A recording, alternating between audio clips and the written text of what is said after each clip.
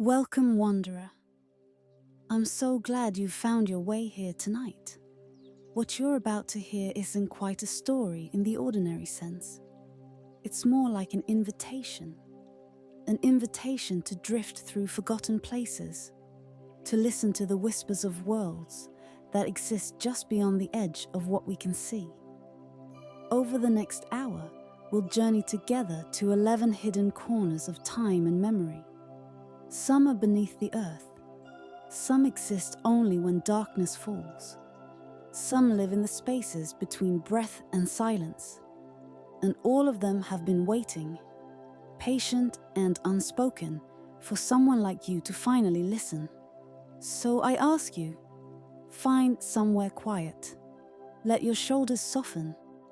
And as we walk together through these tales of lost libraries, hidden cities, and gates carved from moonlight, allow yourself to step just slightly out of time. Because these stories don't rush, they breathe, and they want to be felt more than understood. Are you ready? Then come. The silence is listening too.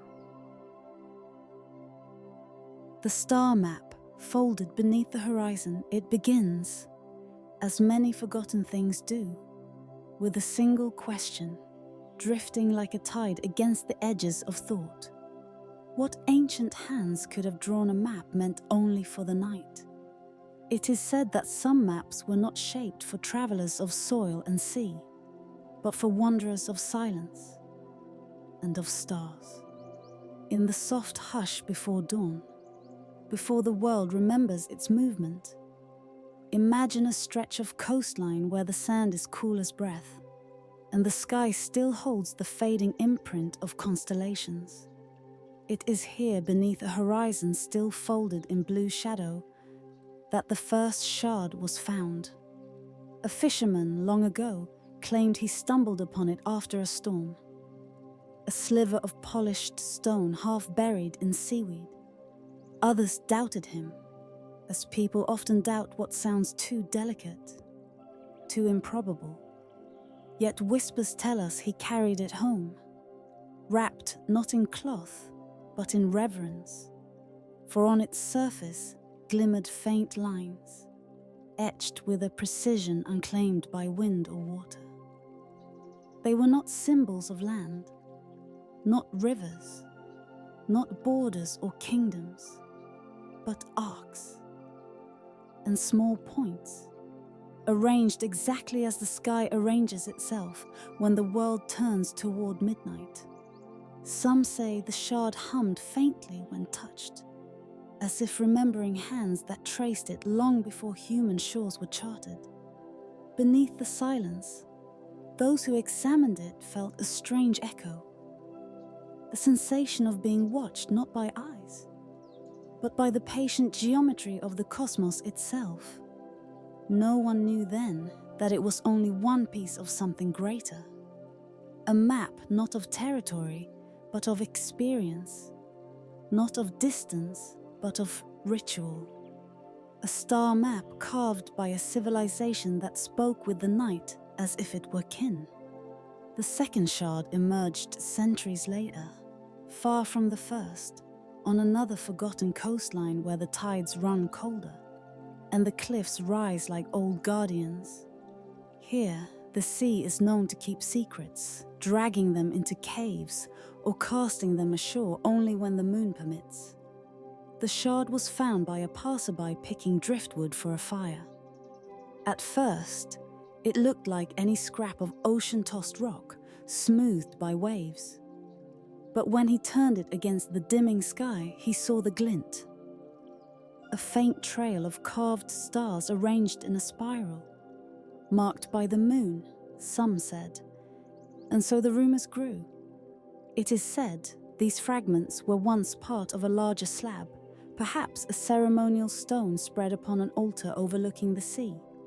But what kind of altar requires the night sky as its script?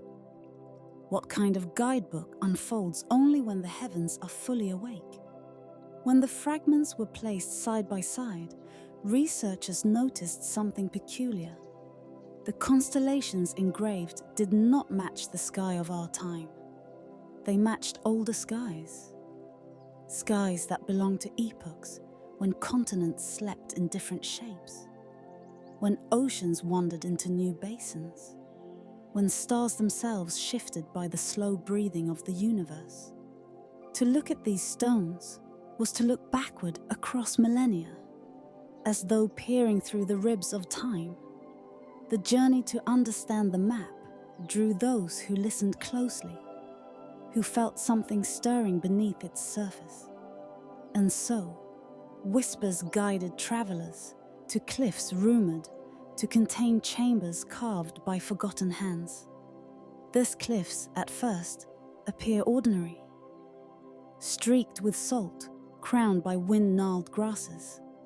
But as one draws closer, faint lines become visible on the stone. Lines that do not follow cracks or weathering. Lines too deliberate, too symmetrical. Some lead inward, toward openings barely large enough for a person to slip inside. Within these hidden chambers, the air feels older, cooler, as if preserved by the breath of ancient tides. Inside, there are walls smoothed not by erosion, but by intention. And upon these walls, faintly glowing when touched by moonlight, are the same constellations etched on the shards. They shimmer not brightly, but subtly, as if responding to the presence of anyone who enters with quiet heart and steady breath. Some believe these chambers were schools for celestial navigation. Others think they were sanctuaries, places where star priests or sky readers whispered between their world and worlds above. But no written record has survived. Only the stones remain, patient and unbothered by our uncertainty. Beneath the silence, visitors sometimes report feeling a pulse. Not sound, not movement, but a kind of internal shift, like a tide turning within the self. A reminder that there were once people who read the sky not as a distant canopy, but as a living companion. Perhaps these chambers were created by those who believed the horizon was not an ending, but a fold. A veil through which greater truths slipped when the world grew dark enough to notice. As the fragments multiplied, a quiet realization took root in the minds of scholars and wanderers alike. The star map was never meant to guide ships along physical coasts. It was a map of time, of rhythm, of cosmic alignment.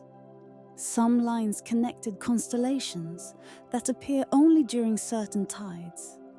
Others pointed to moments when the moon conspired with the sea to reveal hidden sandbars or shift the strength of currents.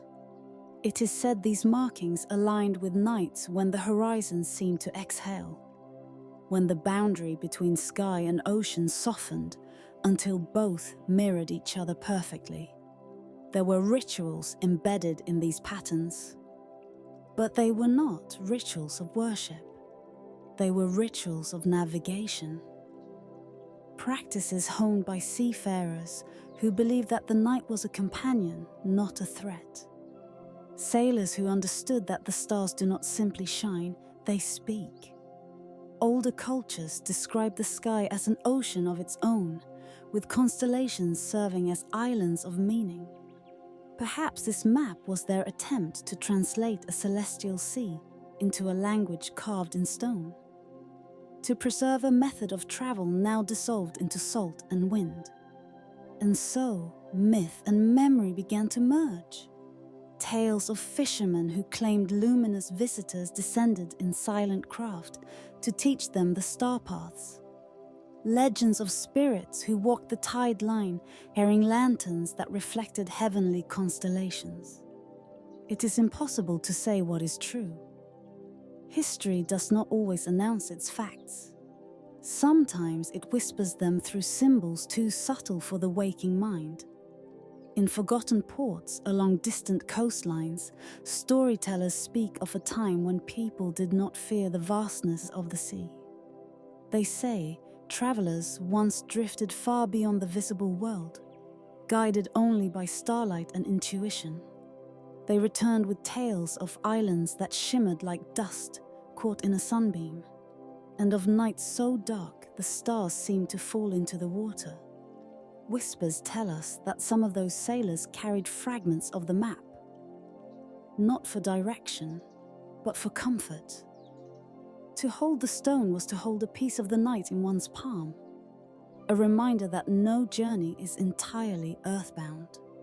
And though most of these ports have long since been swallowed by shifting sands and rising tides, the faintest echoes remain. An old anchor buried in dunes, a pier reduced to skeletal beams. A few words in a dying language describing the road above the sea, thought by many to reference celestial navigation. Perhaps those who carved the star map believe that every voyage begins not with a ship, but with the quiet willingness to step beyond the familiar. Over time, the shards were gathered, studied, arranged. Some fit together, some did not. And some, despite their beauty, seemed to belong to places far beyond our imagining. But one pattern grew clear.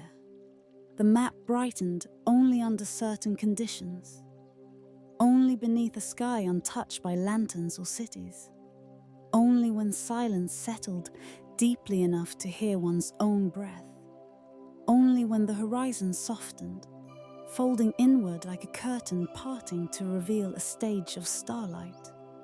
When these moments came, the lines on the fragments glowed faintly, like the memory of light. They did not reveal directions or secrets. Instead, they offered something quieter, a sense of presence, of alignment, of being part of something vast yet intimate. And then, just as softly, the glow would fade. Some believe the map dims because it waits, that it listens for questions we no longer know how to ask. Others think it responds to intention, brightening only for those who approach not with hunger for discovery, but with the humility of wonder. Perhaps it was never meant to be found at all, not in the way we usually mean. Perhaps its purpose is not revelation, but invitation. An invitation to slow, to breathe, to look upward, not for answers, but for companionship.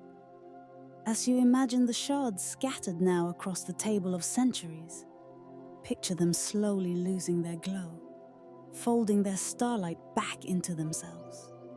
The constellations retreat, becoming once more the faint scratches of stone they have always been. The horizon, too, folds back into darkness, as though carefully tucking away whatever truths it briefly allowed us to glimpse. Some voices only echo when we are ready to listen, and some maps guide not with clarity, but with quiet ache, the feeling that something vast and tender hovers just beyond our reach. And so the chapter closes as softly as it began, with a question carried gently by the tide, with a map that never insists upon being solved, with a horizon that dreams of the stars even when daylight erases them. Perhaps these routes were never meant for daylight at all. Perhaps they exist only for those drifting towards sleep. Dreamers who sail, for a moment, upon the star paths carved into ancient stone. And as the last shimmer fades, the night folds itself around you, calm and deep, and the journey continues where words can no longer follow.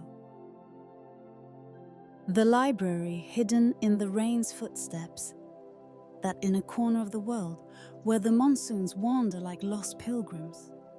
There once stood a city carved from pale stone and braided waterways. Little of it remains now. The fields have swallowed its outer walls. The river has gentled into silence. and the towers that once touched the low clouds have crumbled into humbler shapes, like weary travelers kneeling in prayer. Yet, beneath these ruins, beneath the dust, beneath the soft breath of moss, whispers tell of a sanctuary that still lives, a library hidden in the rain's footsteps. The old ones speak of it quietly, as if raising their voices might cause the memory to retreat. They say the library does not open to sun or star, but only to water, that when the first rain fall after the long summer hush, the stones tremble ever so slightly, remembering, and that the trail of each raindrop, slipping into cracks polished by centuries of longing, reveals the path downward into a chamber that breathes with the patience of mountain roots. Tonight, in this telling, we follow that path. The chapter begins not with thunder bitter, not with the proud roar of storms, but with a single drop of water. It drifts from a low monsoon cloud, shimmering like a quiet thought. It falls upon the old stones of the vanished city, stones that have been waiting, watching the seasons turn like pages. Around us, the ruins breathe with the warm scent of wet earth. Rain threads through broken columns and collapsed archways, filling shallow carvings where once scholars traced celestial maps.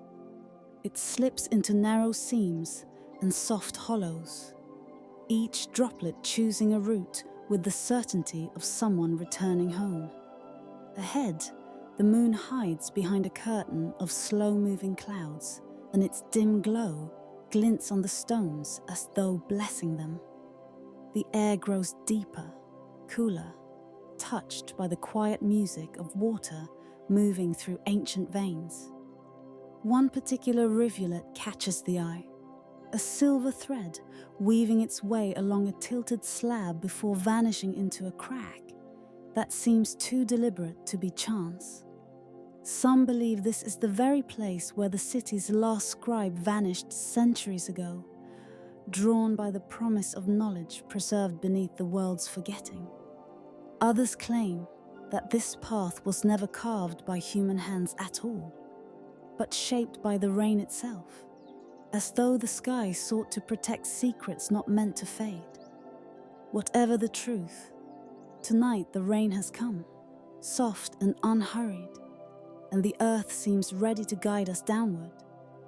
The crack widens into steps, carved by tools long lost to memory.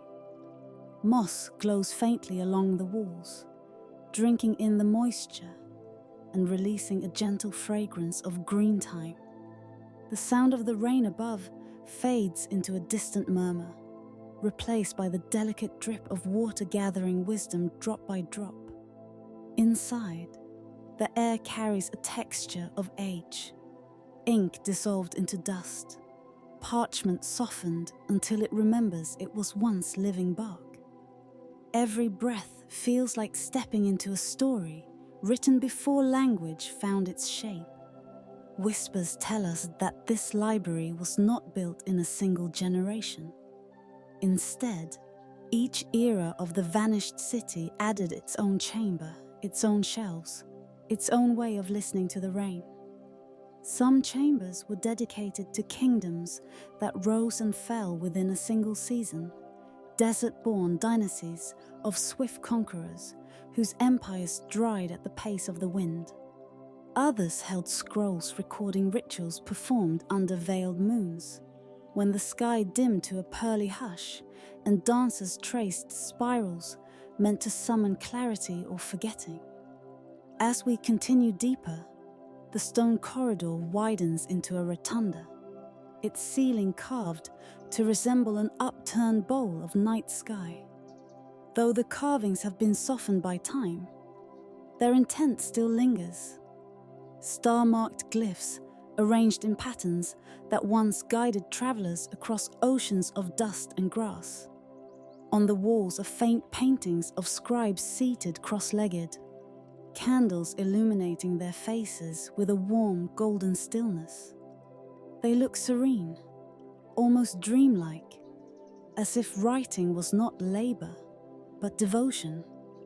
Some hold reed pens above scrolls so fragile that even stone replicas seem ready to crumble. Others gesture toward water, collecting in basins, suggesting that rain itself was once considered a bearer of memory, a quiet archivist that delivered new stories to those who waited in silence.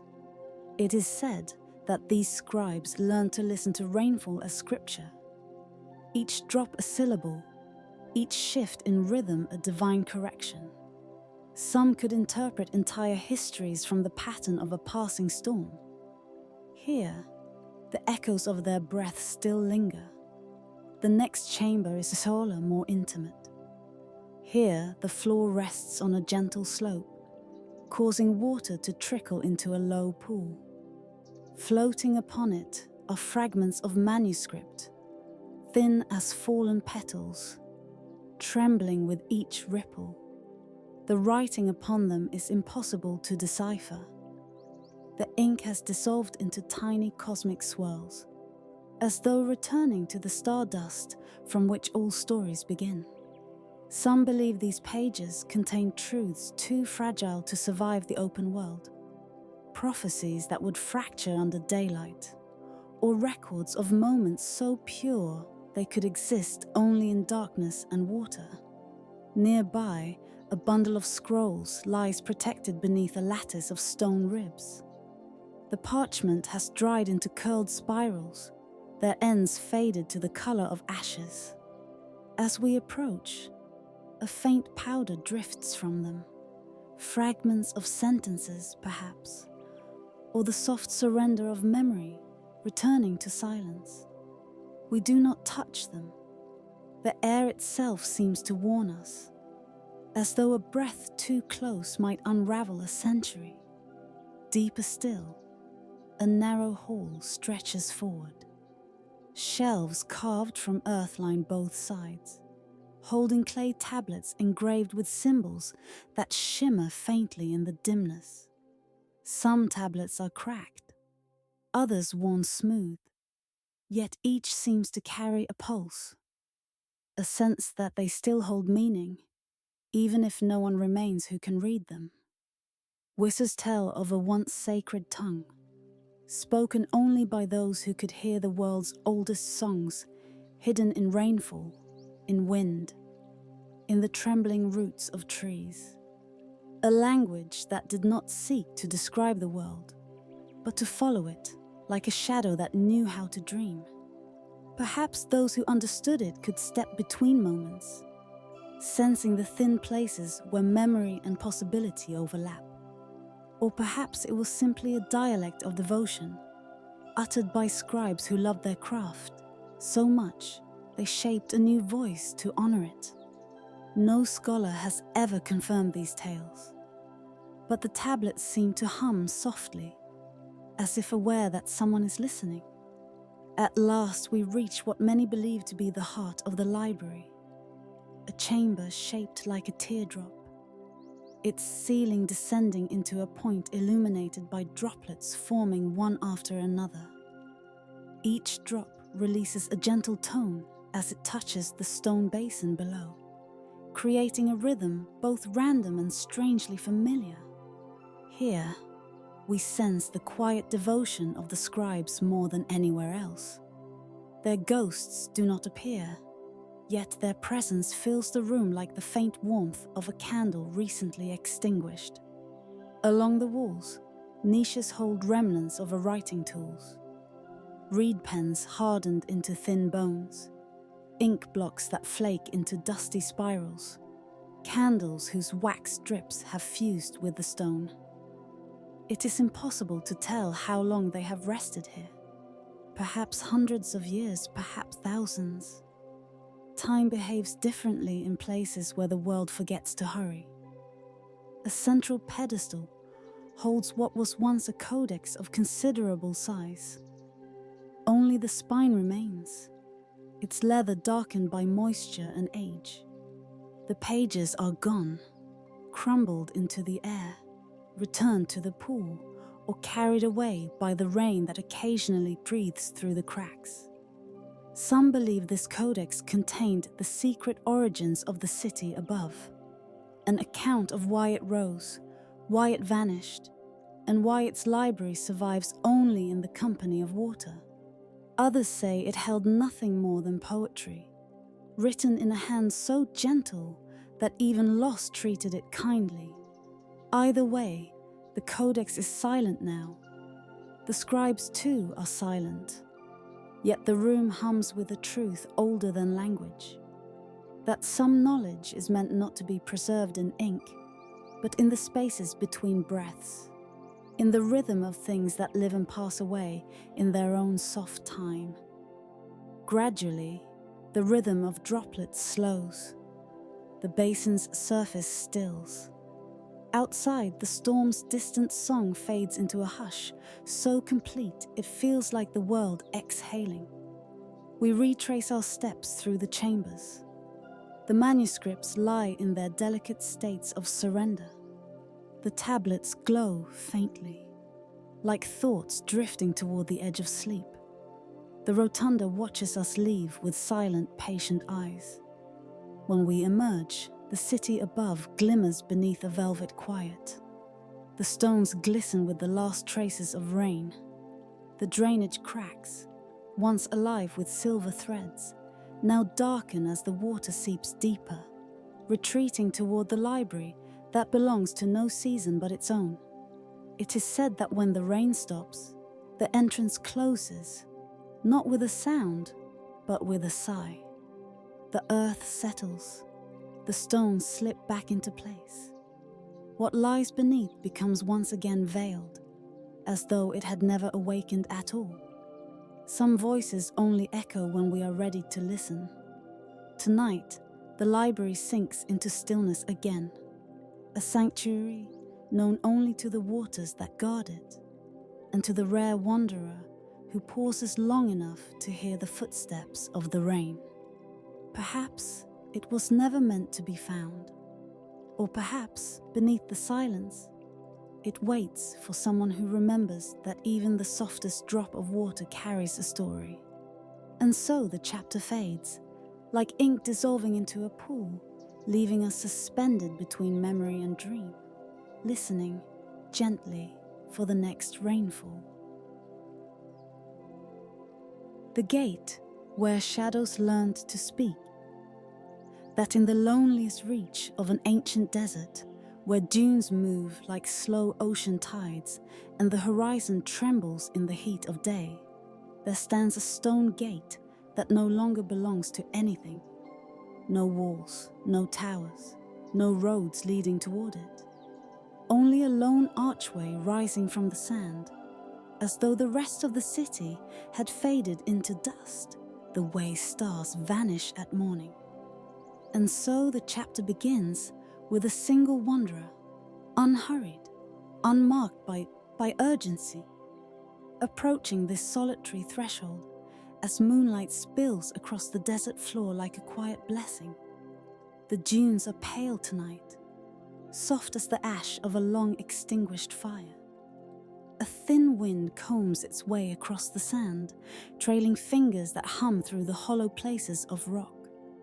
Beneath that whispering breath lies a stillness so fragile that even the sound of a footstep seems out of place, as if this land remembers a silence older than time itself.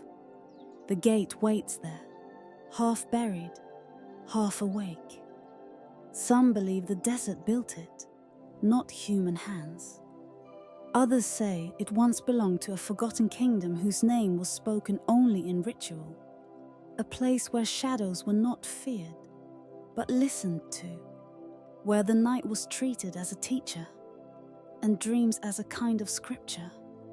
But tonight, under a moon marked by faint haloed rings, the gate seems to breathe.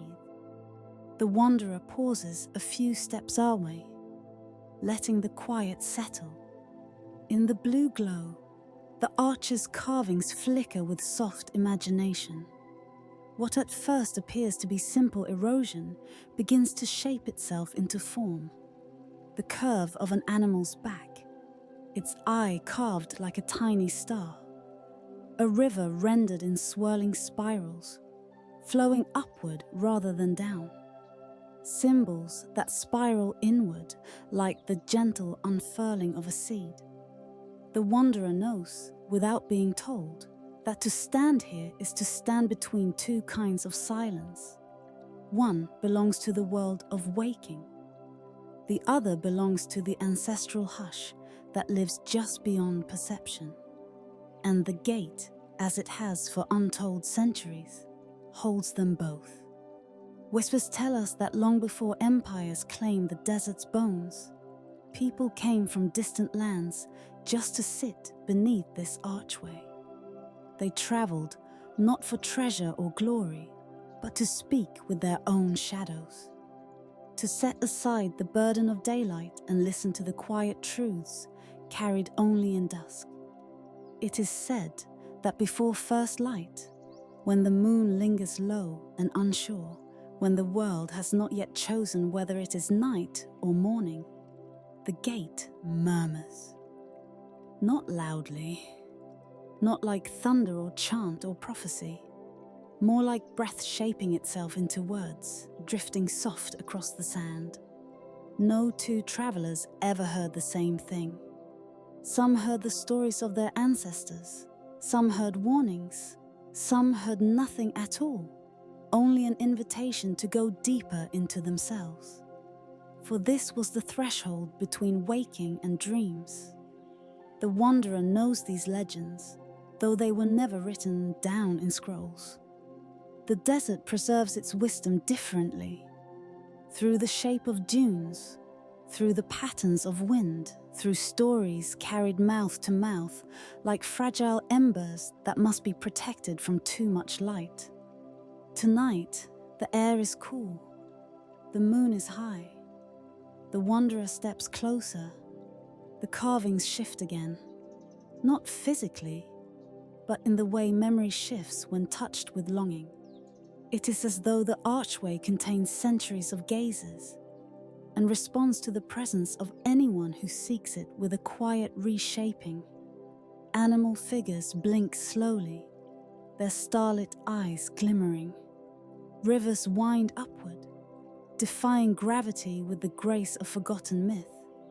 Spirals expand and contract like the slow breathing of an old, patient creature.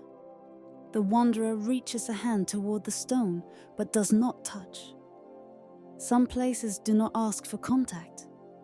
Some places prefer reverence from a distance. Beneath the silence, the desert stirs. A faint current flows around the arch, stirring grains of sand into gentle motion. It is not wind as the wanderer has known it. This breeze moves differently, almost like thought made visible.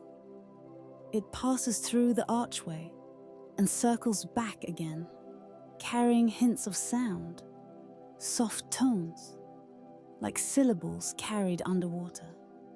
The wanderer breathes slowly. Closing the eyes does not bring darkness here, only deeper listening. And in that listening, something begins. It isn't speech in the ordinary sense. It is more like fragments of memory rising from the stone. A voice without origin. A story without beginning. A thread of presence woven into the night. Before the dawn, we waited, not for answers, but for the courage to hear. The wanderer stands still as the fragments ripple across the sand. They do not form a full tale. They never have.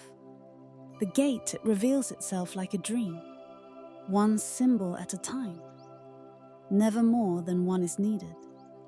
The desert was once walked by countless unseen feet, feet that shaped dunes and carved paths and brought offerings to this solitary arch. Some brought turquoise stones, some brought water from distant wells. Some brought nothing at all, because what the gate asked for, in truth, was silence. In forgotten corners of the earth, there are places where silence is not the absence of sound, but a presence of its own, a presence that teaches, a presence that listens back. This gate is one of those places. As the wanderer steps beneath the arch, the air shifts temperature, subtle, like stepping from sun to shade. The carvings above catch the moonlight and scatter it softly, breaking it into slivers that fall across the wanderer's face.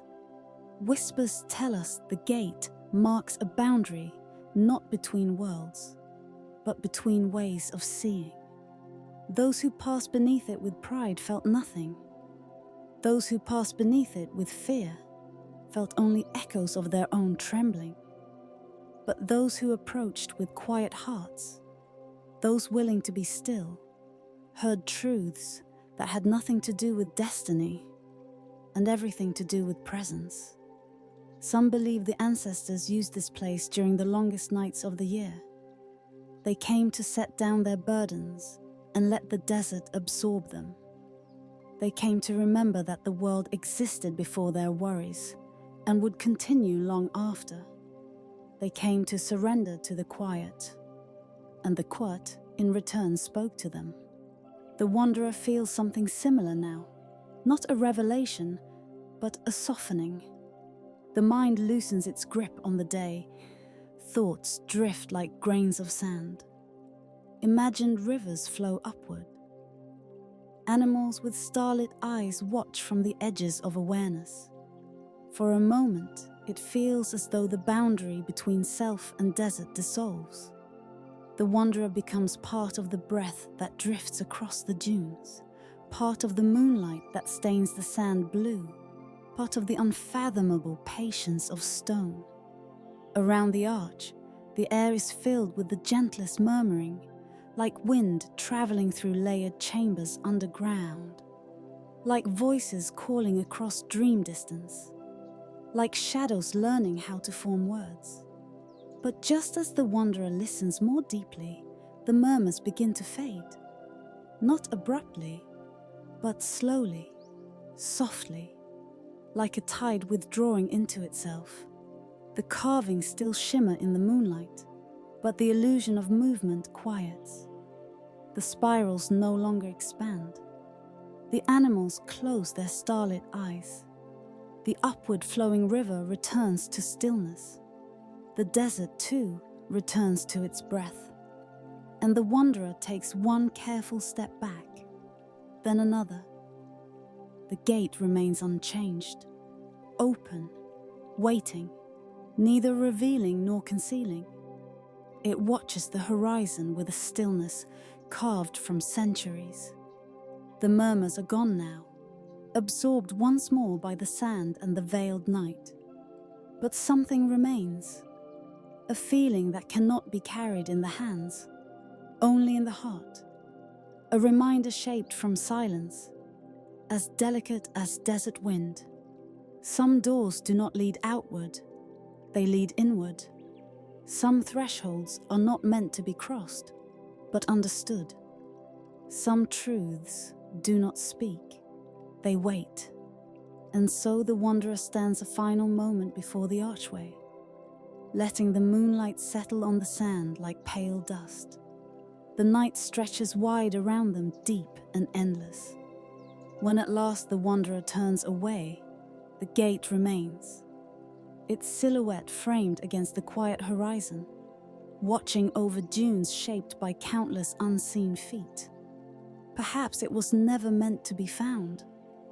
Perhaps it was always meant to be heard. And in the lingering hush, where memory fades and shadows rest, the desert exhales. Some voices only echo when we are ready to listen.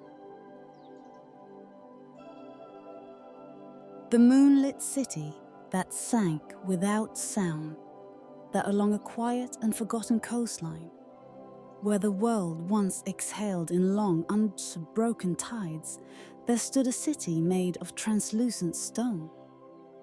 a place so gentle in its existence that even the wind seemed to bow before entering its streets.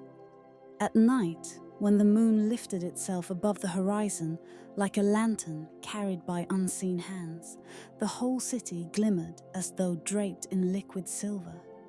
Its walls held the faintest memory of starlight. Its columns shimmered with a soft, pearly glow, and its rooftops glowed pale as frost beneath the constellations. Tonight, as we drift deeper into the cradle of sleep, we step toward the memory of that place, a city that once was, and perhaps, in a quiet way, still is. In forgotten corners of the earth, the elders still speak of it. They speak in tones meant for lantern-lit rooms and gentle evenings, when the shoreline hums with the old rhythm of water meeting stone. Some called it Lunareth, though the true name has long been surrendered to the sea.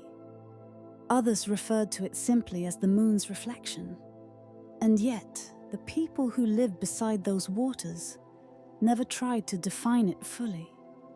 They believed that any attempt to explain a sacred thing would unravel its delicate truth. Whispers tell us the city did not disappear with violence. There was no roar of breaking cliffs, no trembling of earth, no lightning that wounded the sky. Instead, the sea rose one night with unusual calm, a slow, deliberate tide. And the city, as if answering a call it had always known was coming, folded quietly into its own shimmering reflection. When dawn arrived, nothing remained. Not a ruin, not a shard of polished stone. Only the faint shimmer of memory clinging to the surface of the water. Yet fishermen, drifting along the coast in the oldest hours of morning, swore that when the moon was bright enough, when the air held its breath, they could still see the silhouette beneath the tide. Faint, drifting, like a dream that refused to scatter. Some nights, they claimed, the city looked as though it were exhaling bubbles of soft blue light. Other nights, it stretched like a pale spine across the ocean floor, as though sleeping beneath the waves. Perhaps it was never meant to be forgotten. Perhaps its story was not meant for history books, but for the hush of night and the stillness of the imagination. And so, in this slow descent into dream, we walk its submerged avenues, not with feet, but with thought, drifting the way moonlight drifts across the surface of open sea. Beneath the silence of the waves, we see stairways carved from pale pearl-colored stone. Their steps are smooth with the passage of centuries, worn tender by all who once wandered there. These stairways once led from the waterline up to the central terraces, where the wind carried music made of hollow shells and delicate reeds.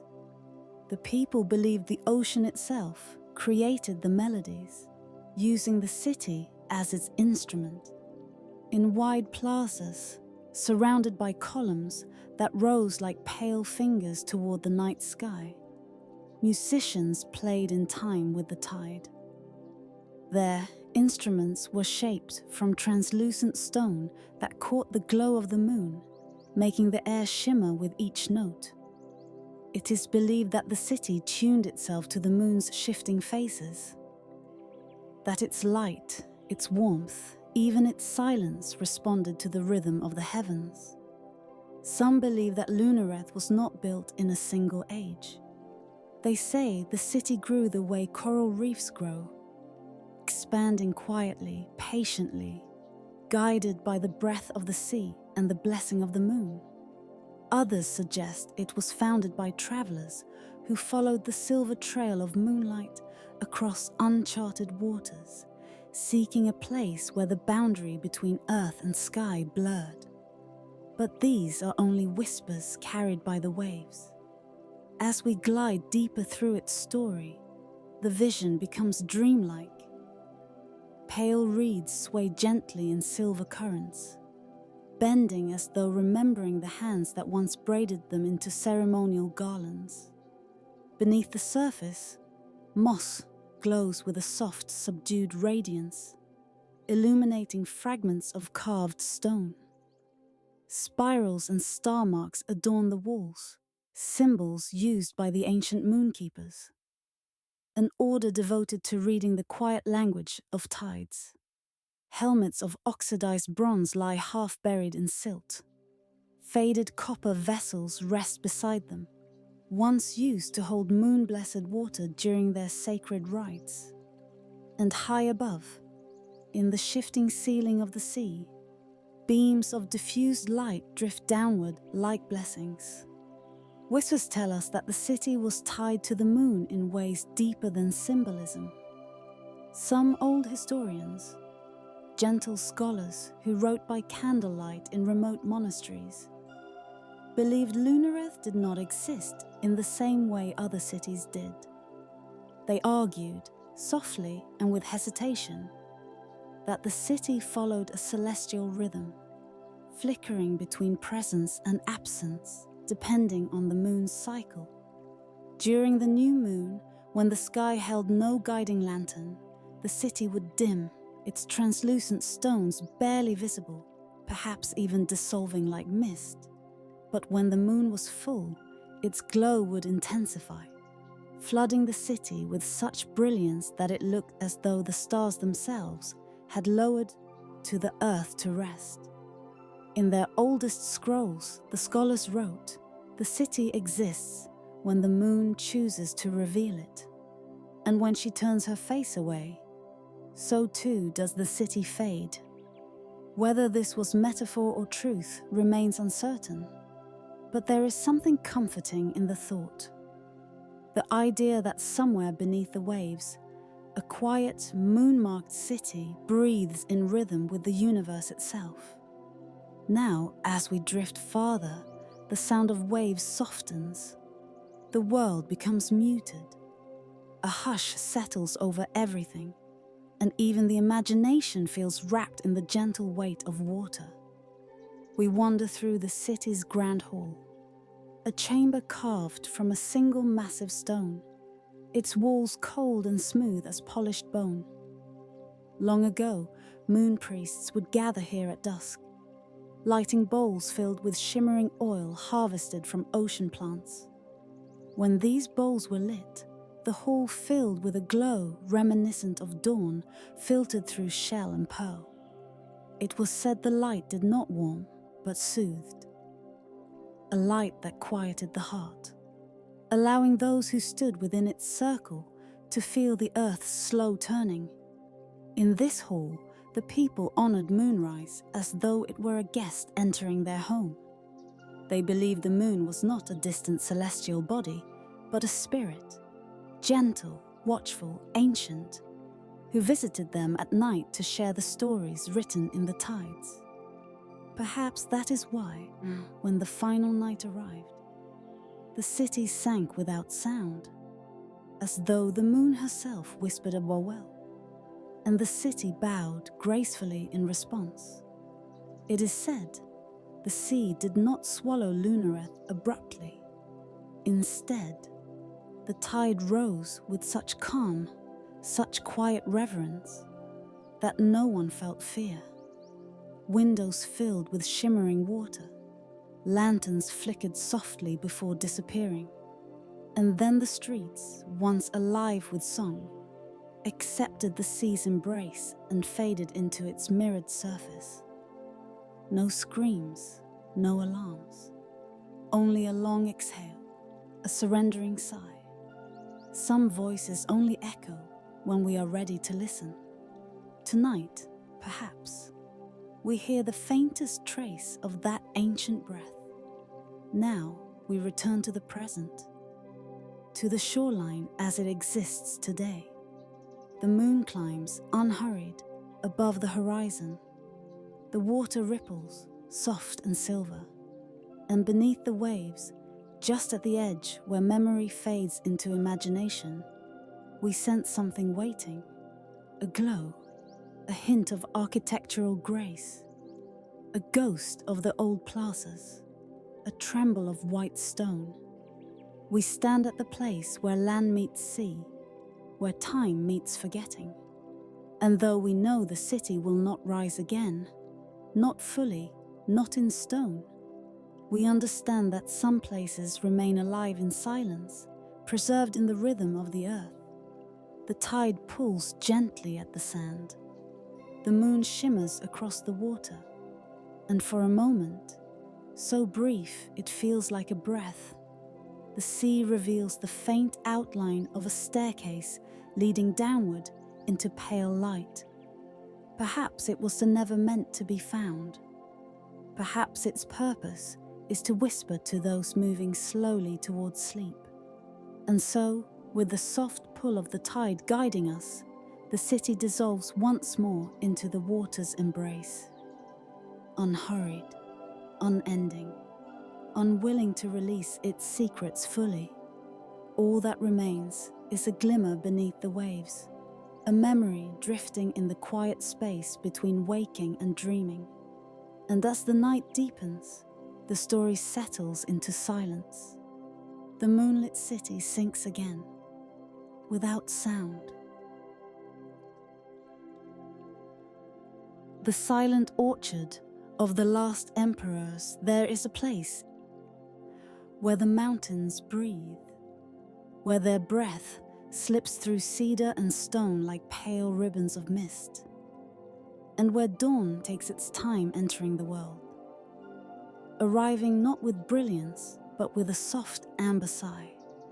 Hidden in these high folds of earth, cradled between cliffs older than memory, lies a grove that few have ever seen and fewer still have understood. Some call it the silent orchard. Others, more reverent, whisper of it only as the dreaming trees. But in the forgotten annals of a long-fallen dynasty, it is written in a fragile, curling script. This is the orchard of our last emperors. Here, dreams were planted like seeds. Here, futures ripened and fell. It is into this sacred hush that a lone traveler steps as the chapter opens. Their presence is gentle, so gentle that even the dew beneath their feet seems untouched. Above them, branches arc in graceful spirals, reaching upward as though offering quiet prayers to the still pale sky. Every leaf trembles with the faintest glimmer, as if holding onto the last starlight of the night.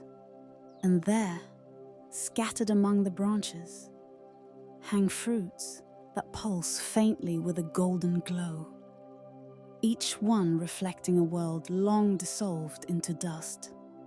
The orchard greets a traveler not with movement, but with a kind of listening, as if it has waited centuries for someone to hear what it has been holding in silence. Beneath the soft breath of dawn, beneath the rustling murmur of leaves, beneath the so unfurling of light itself, the orchard begins to remember. Whispers tell us that this orchard was planted during the empire's final golden century, a time when the dynasty's glory shone brightest, even as its foundations quietly cracked beneath the weight of years. Each tree, it is said, marked the reign of an emperor. Some were planted in celebration, some in sorrow, some in hope for a future that, like so many of the empire's dreams, would never unfold. The orchard keepers of old, a quiet order of monks and stargazers, tended these trees as though tending the empire's soul. They believed the fruit was sacred, not for nourishment of the body, but for nourishment of vision. One bite, the scrolls say, opened the mind to paths not yet taken, to warnings, to omens, to echoes of what the empire might become if it wandered too far from wisdom, in forgotten corners of the imperial library. There are mentions of nights when an emperor would sit beneath these very branches, lantern dimmed to a single trembling flame, listening as an orchard keeper murmured the visions seen in the ripened fruit. Sometimes the visions spoke of prosperity, rivers blooming with commerce, temples rising on cloud-kissed peaks, harmony flowing across the land like a gentle tide. Other times, the visions brought shadows, armies gathering beyond the frontier, betrayal in gilded halls, storms evolving out of the winds no one could feel. Yet the empire survived for centuries on the quiet counsel harvested here. For a time, the traveler moves deeper into the orchard, though movement is too strong a word. It is more of a drifting, like a thought wandering through a half-remembered dream. The trees rise around them in a gentle procession, their trunks thick with spiraling grooves that seem to record the slow turning of ages. Some bark is cracked, revealing faded copper beneath. Other trunks are smooth as silk, carrying a faint scent of incense long dispersed. Beneath the silence, the orchard hums with presence. Not a sound, but an impression, a feeling held in the air like drifting snow. It is the sense that someone once walked here with reverence, and that the trees have not forgotten. The traveler pauses beside the oldest tree. Its branches vast, its roots wound deep into the dark earth like coiled serpents sleeping. The fruit on this particular tree glows more brightly than the rest, each orb radiating a soft warmth even through the morning cool. The traveler lifts one fallen fruit, cupping it in both hands. And in that simple gesture, the orchard stirs. Without breeze, petals begin to fall. Each one drifts like a feather dyed in pale gold, spiraling softly through the quiet air. When they touch the ground, the earth seems to brit and breathe, lifting small clouds of dust that catch the morning light, forming halos that shimmer briefly before dissolving. And with their descent, the orchard's memories open. The traveler sees coronations lit by lanterns of brushed bronze. He hears drums echo through marble halls, vast enough to hold entire histories. He watches as emperors, young and old, walk beneath canopies of silk embroidered with stars, each step both heavy and hopeful. There are processions of scholars carrying scrolls that hum with celestial diagrams. There are festivals where the sky itself seems woven with golden threads. There are long nights on palace balconies where rulers study the constellations, searching for guidance in the same patterns carved into the bark of these ancient trees. But the memories darken too, subtly, quietly, like a candle guttering in a draught. A council room filled with hushed arguments. A fortress wall strained under the weight of distant storms. A prophecy murmured at midnight beneath one of these very trees. When the orchard grows too silent, so too shall the throne. And then, nothing. The scenes dissolve like breath fading from a cold window. Only the steady glow of the fruit remains. Some believe the orchard keepers foresaw the empire's end, that in the final autumn, when the dynasty's last emperor walked among these trees, seeking solace, the fruit refused to ripen. The visions, once abundant, vanished. The branches hung heavy, not with insight, but with an eerie, expectant stillness. Whispers tell us that the keepers gathered here one final night, their lanterns dim and their robes heavy with dew. They touched the trees one by one, as though in farewell.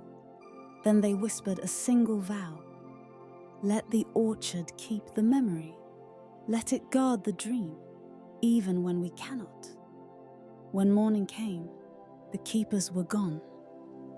No footprints, no scattered tools. Only the orchard remained, quiet as a temple emptied after prayer.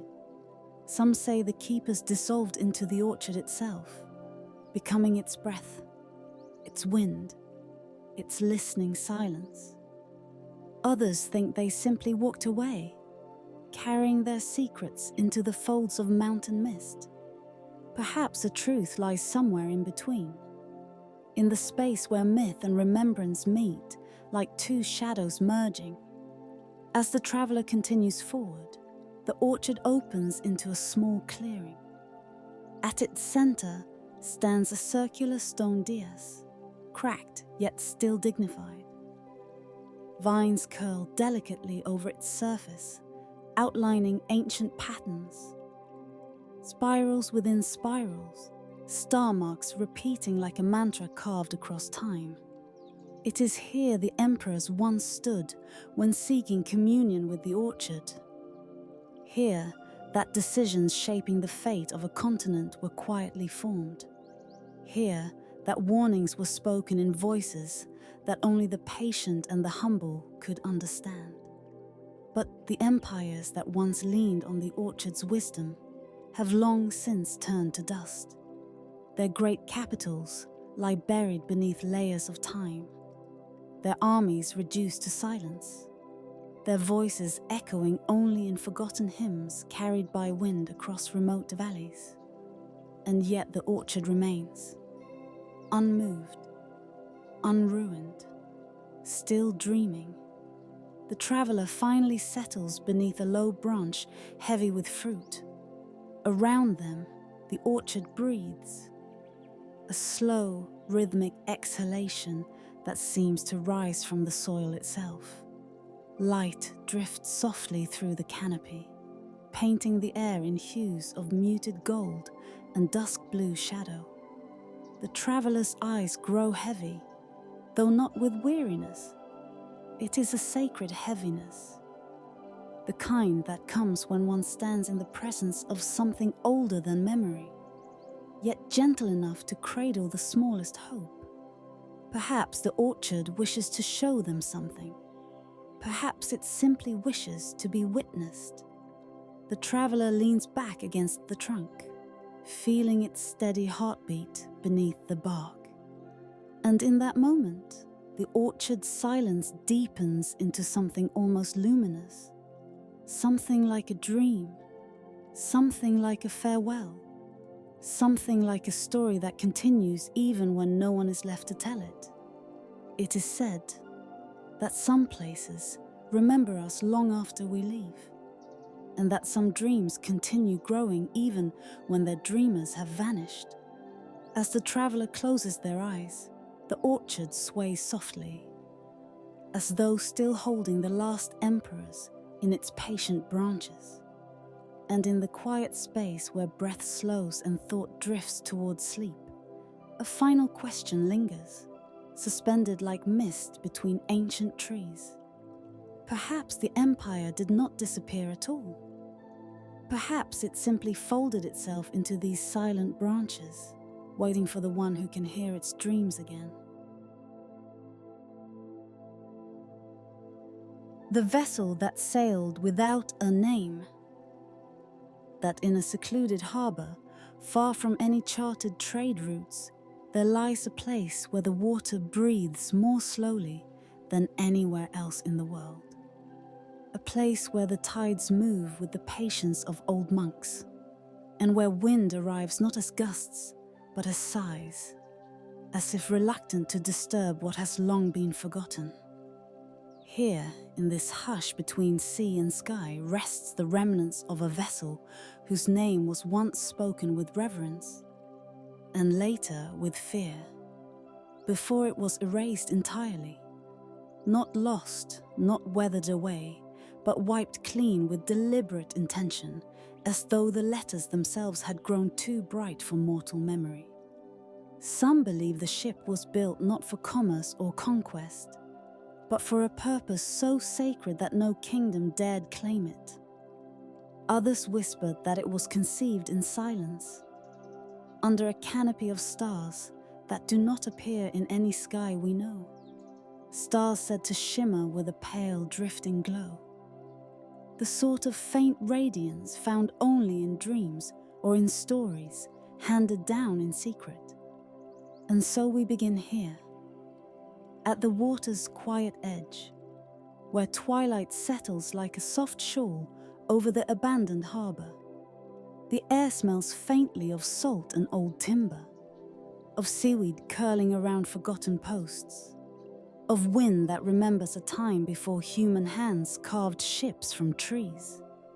The vessel waits, half submerged, wood-worn pale, nearly silver, its ribs open to the horizon like the bones of a creature exhaled by time.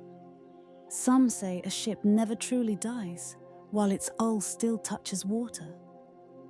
Others insist the opposite, that a vessel is most alive when it becomes a relic, when its timbers surrender their stories to the tide. Here, the nameless ship floats in that in-between state, neither alive nor gone, its presence soft yet unmistakable. And if one listens closely, beneath the water's gentle lap, one might hear something faint, not quite a sound, not quite an echo, but a memory rising to meet the listener. In forgotten hours, long before it came to rest here, this vessel once drifted across seas untouched by any mapmaker's quill. Its navigators, whose names are now dust scattered across old coastlines, were said to rely on celestial rhythms long abandoned by modern skies. They charted their course by star marks that shimmered only when the moon was veiled, stars that pulsed softly like breathing embers. Whispers tell us these stars were not distant suns, but reflections. Faint glimmers cast across the heavens by something deep and ancient beneath the sea. Perhaps an oceanic temple. Perhaps the restless dreaming of the earth itself. These navigators believe that every voyage began not with the raising of an anchor, but with a breath, a ritual inhalation synchronized with the sky. Beneath the silence of night, they would pause as one, listen, lift their lanterns only enough to reveal the edges of the deck, and wait for the stars to lean nearer. For on this ship, no path was ever chosen. Every direction was granted. The vessel itself was carved from timber gathered by monks from a forest whose location is not recorded in any surviving scroll. Tradition claims the trees hummed softly when touched, vibrating with an upward resonance like quiet bells.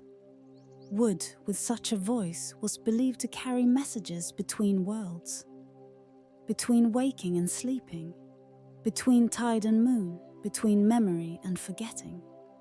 And this ship, this vessel whose name was dissolved by purpose, carried something said to be too sacred for human ears. Some believed it held a relic, a fragment of a fallen star, glowing with the pulse of celestial breath.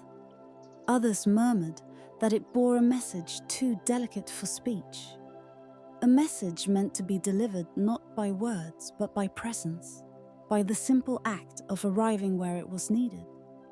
There are even tales that the ship carried a memory, not of a person, but of a civilization, a memory sealed into a vessel the way a song might be sealed into a seashell.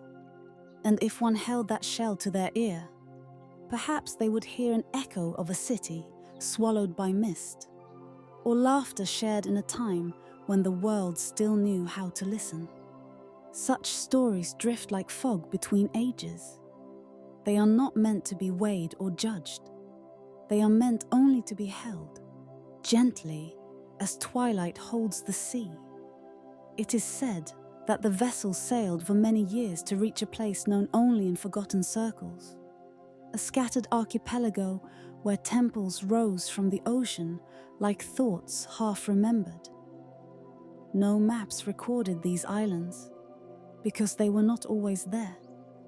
They emerged only when the tides withdrew far enough, as though the sea itself were breathing out secrets. Those who claim to have glimpsed the archipelago describe pillars crusted with salt and thyme, archways carved with spirals that mirrored constellations, and courtyards where water reflected a sky that did not match the one above. Temples stood on stepped terraces, their edges softened by fog, their interiors lit by a pale radiance that seemed neither lunar nor sunborn. The vessel anchored at the threshold of these islands, its sails furled into shapes resembling folded wings. No chronicle survived describing what happened there. Only fragments, like scattered shells on a quiet shore. Some say the navigators carried the relic, or message, or memory, into the heart of a temple dedicated to a forgotten moon. Others insist the sea took back what the vessel had carried, drawing it into the deep through currents that whispered like soft chants. There is even a theory that nothing was delivered at all, that the voyage itself was the offering. Whatever the truth, the ship did not stay long. Its return journey was quiet, unhurried, as if the vessel knew its purpose was nearing its end. And upon reaching the secluded harbour where it now rests, it settled into the water with the gentleness of a final exhale. No crew disembarked. No stories were told. No scrolls were found. Only the ship remained, silent, nameless, unburdened.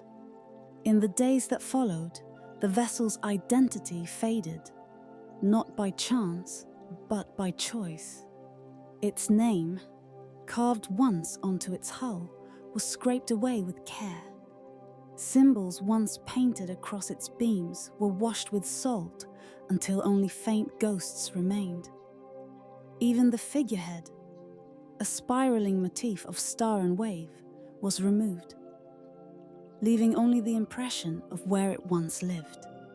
It was as though the ship wished to vanish slowly, the way a cherished memory dissolves not in sorrow but in peace. Centuries passed. Storms came and went. Trade winds shifted to new paths, and the harbour was forgotten by all who once knew it. Now the vessel lies cradled between reeds and the tide's soft tug, its reflection trembling faintly on the water's skin. Sunsets blush across its timbers, turning pale wood to warm gold before fading again to silver.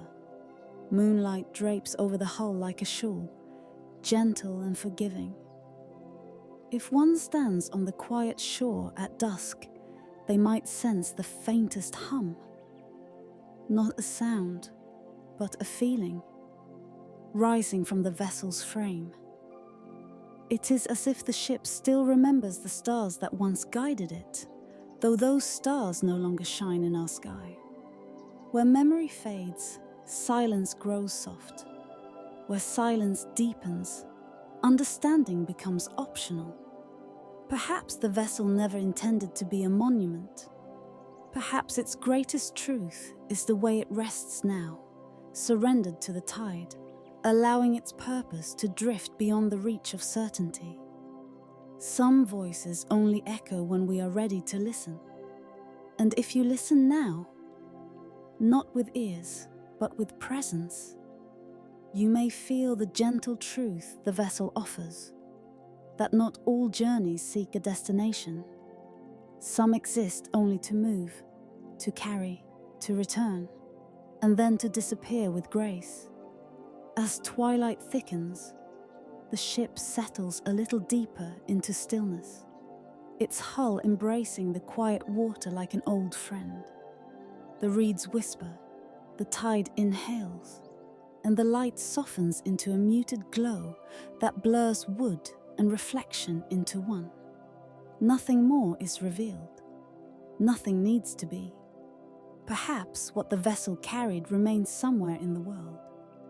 Perhaps it returned to sea, drifting now in currents unknown. Or perhaps it released its secret the moment its name was erased, allowing the world to forget so that memory itself could rest. Whatever the truth, the harbour grows dim, the water sighs once more, and the vessel becomes a darker shape against the softening horizon. A name erased, a purpose fulfilled, a voyage that ends where silence begins. And as night folds gently around the forgotten bay, one final thought lingers. A thought as soft as the tide's retreat. Perhaps it was never meant to be found. The sanctuary carved from a single breath in a forgotten fold of the world, where the horizon folds itself into soft blue dusk, and the winds move with the patience of old monks. There lies a sanctuary unlike any other, not built by hands, not assembled stone by stone, but shaped, as the elders believe, by a single exhale of the earth, as though some ancient force breathed once, long ago, and the mountain yielded, softening into a place of refuge. Tonight, we begin there. In the fading light, the plateau appears almost suspended, held aloft by mist that drifts in veils across the cliff edges. At its center rises the sanctuary, one uninterrupted block of stone, smoother than any chisel could craft. Its entrance curves inward like a gentle inhalation, as if welcoming those who approach with an embrace of quiet stone. The air grows still around it, thick with the hush of something sacred. Some travelers, long vanished into the pages of nearly forgotten texts, claim they heard the sanctuary before they saw it. A faint hum, like the memory of chanting carried on a distant tide. Others believe the sound was the earth itself, remembering its first breath, echoing through the hollow spaces carved deep within the mountain's chest. This is the image upon which our journey rests. A doorway, formed not by architecture, but by intention. A threshold, not into a place, but into a pause in time. We stand before it, the last threads of daylight brushing the stone with faded copper. The mist gathers, drifting like unspoken prayers, and the sanctuary waits in perfect stillness. And so, with slow breath, we step inside. Inside, the air is warm, touched by the mineral scent of stone untouched by wind for generations. The walls curve gently around us, smoother than riverbed stone, as though shaped by water that flowed not with speed, but with infinite patience. A dim golden light spills from narrow slits in the ceiling, casting drifting shadows that turn the chamber into a quiet ocean of soft movement. Whispers tell us that ancient travelers came here seeking answers that could not be spoken. They believed the world had breathed once, long before mountains rose, long before rivers carved their wandering paths, and that the echo of that first breath still lingered in hidden places. Places like this. The chamber hums faintly, a resonance that seems to vibrate through the bones more than the ears. It is a sound without origin, without direction, as though the sanctuary itself exhales around us. We trace the walls with our fingertips, feeling faint patterns, spirals, crescents, lines that move like flowing air petrified into stone. None are complete. None resolve into clarity. It is as if the sanctuary holds its truths gently cloaked, revealing only enough to stir wonder, never enough to anchor certainty. In forgotten corners of the earth, such restraint is considered a form of protection. Perhaps even a form of evasion. We move deeper. The chambers spiral downward, sliding us quietly into the mountain's heart. Each step carries us further into a world where sound becomes softer, more diffused, as though wrapped in layers of velvet. The air grows cooler but never cold, as if the mountain maintains a constant, compassionate warmth. Some believe these spirals were modeled after the slow movement of breath through the body. Inhale and descend, exhale and return. A rhythm that mirrors the pulse of every living thing. The hum deepens. At times it resembles distant chanting, as if monks buried beneath centuries still recite their low prayers. At other moments, it feels like the quiet vibration inside one's chest during meditation. And sometimes, only sometimes, it feels like nothing at all. A silence so pure, it becomes its own kind of sound. Along the walls, soft shadows ripple like forgotten memories. They shift with the movement of unseen light, bending across symbols carved so faintly they seem ready to disappear at any moment.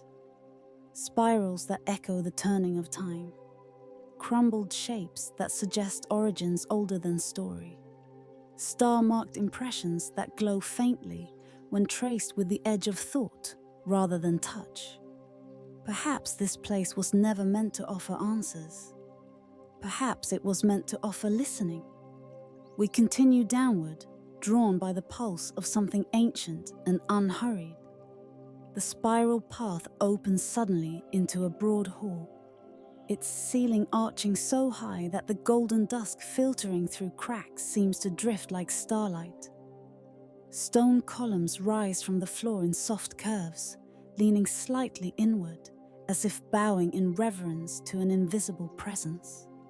The hum here becomes softer, more melodic. Even with no wind, the shadows move in gentle waves, weaving themselves across the floor like a tapestry of forgotten prayers. The light and darkness blend and separate with the grace of an ancient ritual. It feels as though we have entered a conversation older than words, one carried out between stone and silence, repeated endlessly since the sanctuary first breathed itself into being. In the center of the hall lies a single indentation in the stone. It's shallow and smooth, like a pool that once held something precious but long since evaporated. Some believe this hollow marks the spot where travelers sat to listen to the earth's memory. Others say it was the imprint left by the mountain's breath when the sanctuary was born. There are no inscriptions explaining its purpose, no relics offering context. Only the soft, rhythmic glow of dusk settling across the stone. We linger, letting the silence wrap around us, letting it speak in ways words cannot. And slowly, like a faint vibration rising from the center of the chest, we begin to feel the truth whispered through the quiet. Some wisdom reveals itself not through understanding, but through surrender. Beyond the great hall lies a series of smaller spaces, each carved with the same gentle, uninterrupted flow. Narrow passages give way to chamber after chamber, each one shaped more like a sigh than a room. None contain artifacts, none display signs of ritual, and yet each feels inhabited, not by people, but by presence. These chambers seem to hold moments rather than memories, the pause before dawn, the hush after a storm, the breath taken before speaking a truth. Stone benches line a few of the rooms, worn smooth by centuries of contemplation. The patterns on the walls shift subtly from spirals to flowing lines, like the path of ocean currents frozen mid-motion. The air takes on the faint, cool scent of minerals and earth, grounding yet strangely uplifting. In one chamber, a narrow beam of light slips through a crack overhead, illuminating dust drifting in slow, deliberate spirals. The particles move as though guided by an unseen rhythm, rising and falling like the chest of a sleeping giant. Some believe these spirals mark the sanctuary's heartbeat.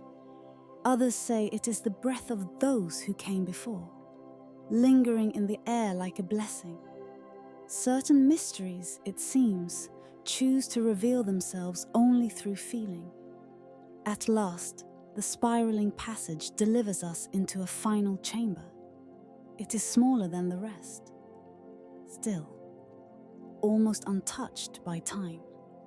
Soft light pours in from a slit too narrow to see, turning the center of the room into a gentle pool of silver.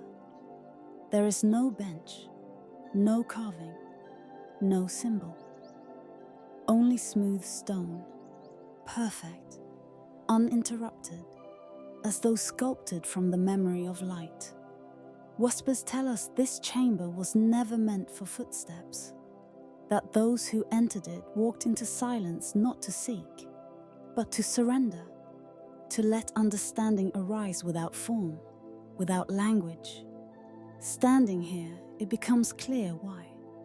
The hum becomes a faint vibration underfoot, barely perceptible yet deeply grounding.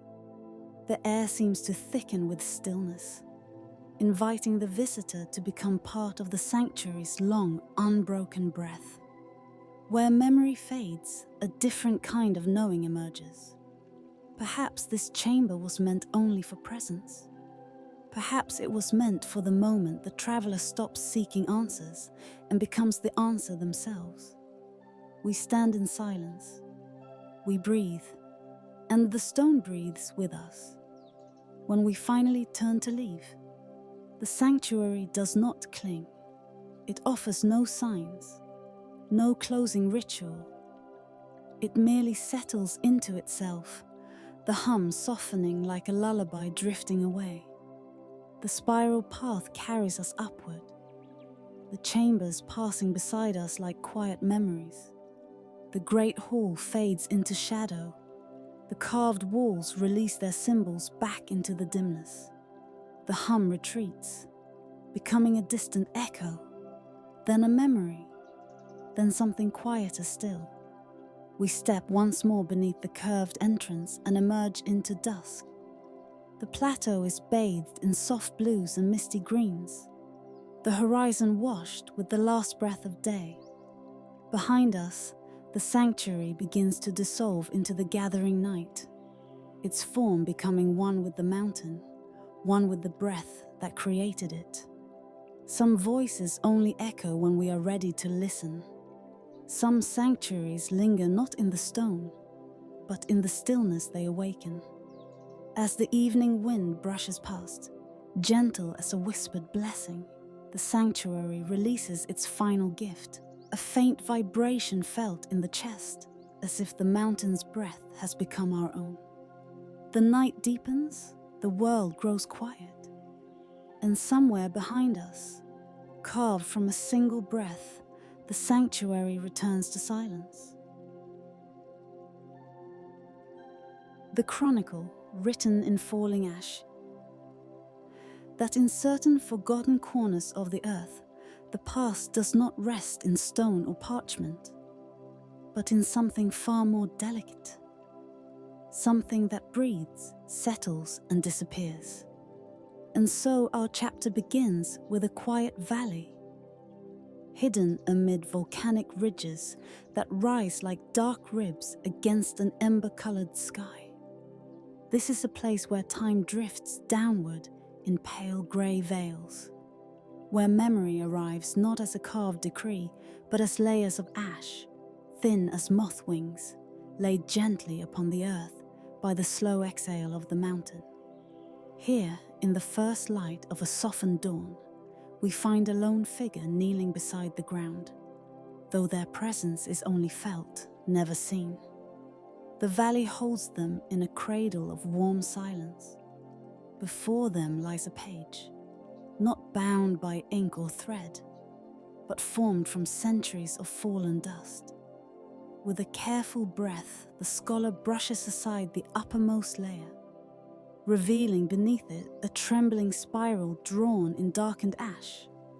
It curls like a fossilized wave, or perhaps like a star collapsing into itself.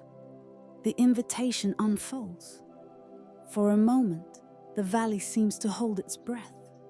Lava sleeps beneath the soil like a great dreaming animal, and the air carries a faint heat, as though it remembers the touch of fire.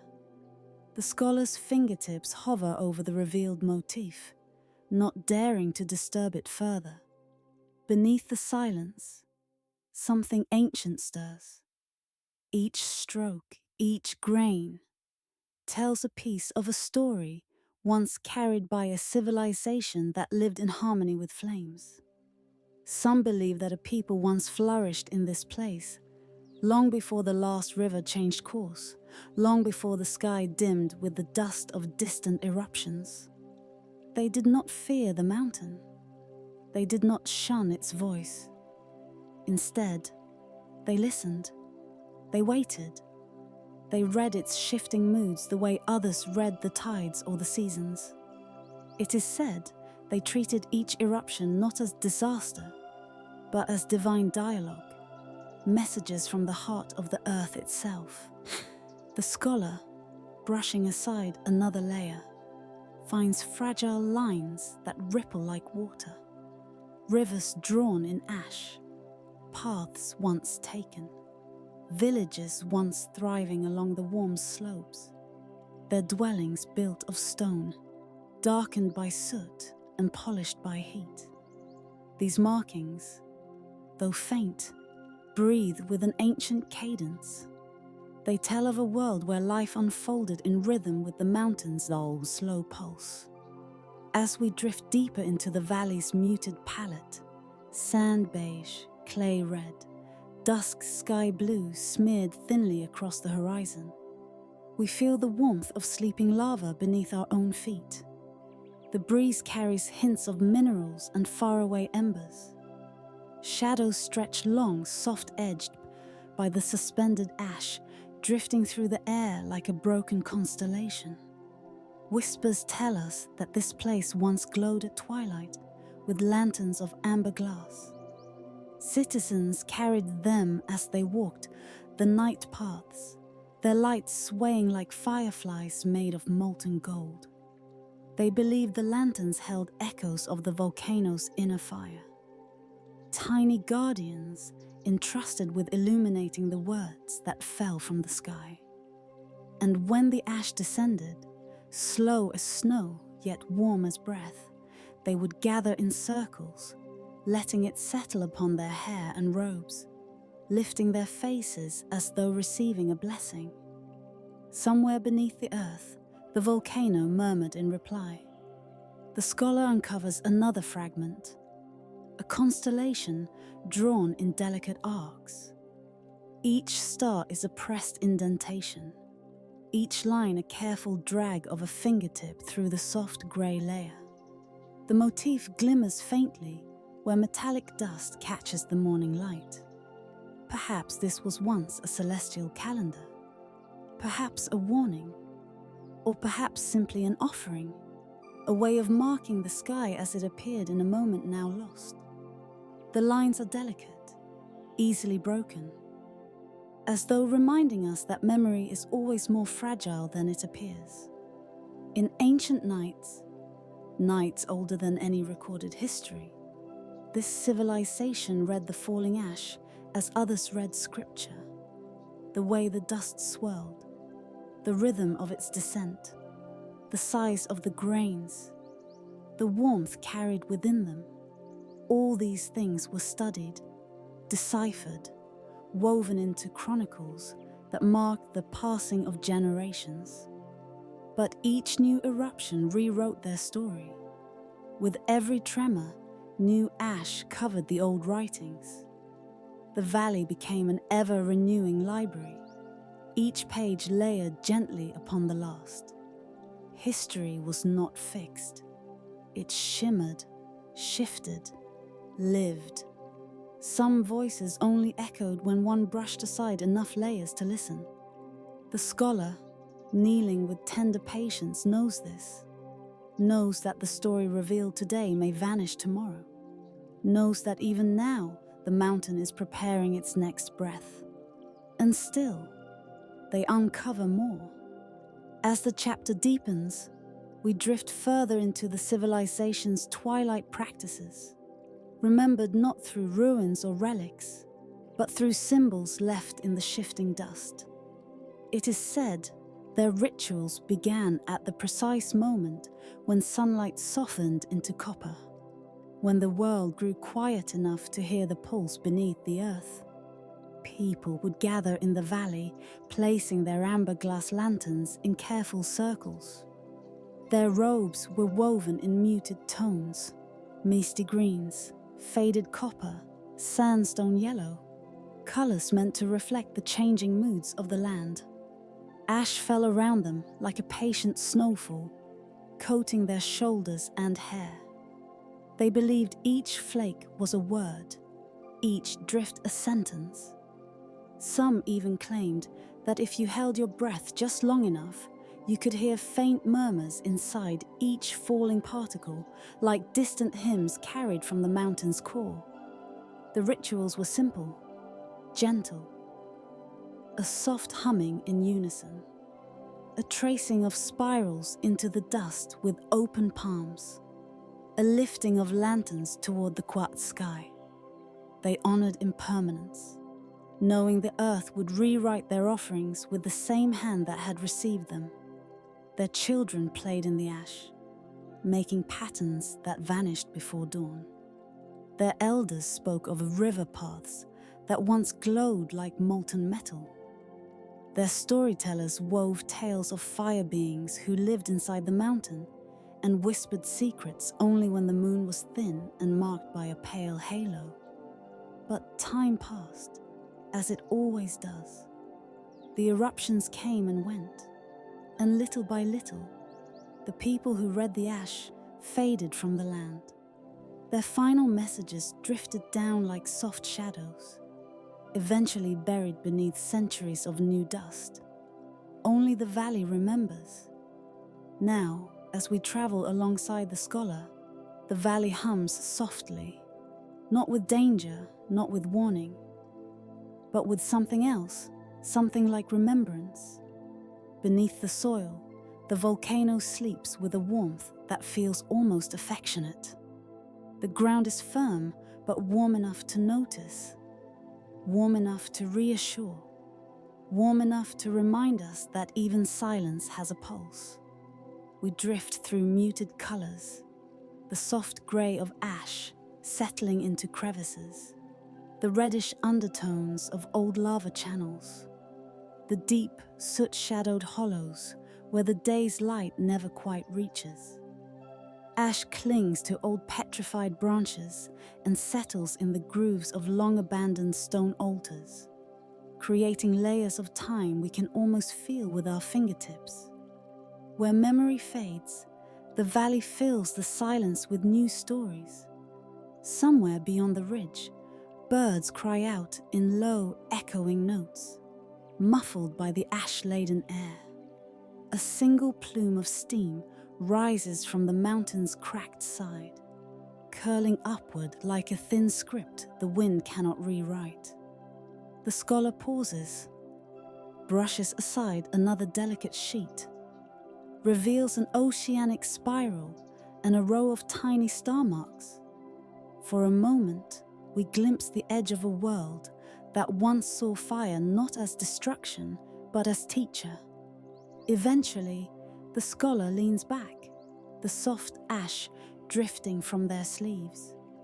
Their hands are coated in silver grey, as though dipped in moonlight.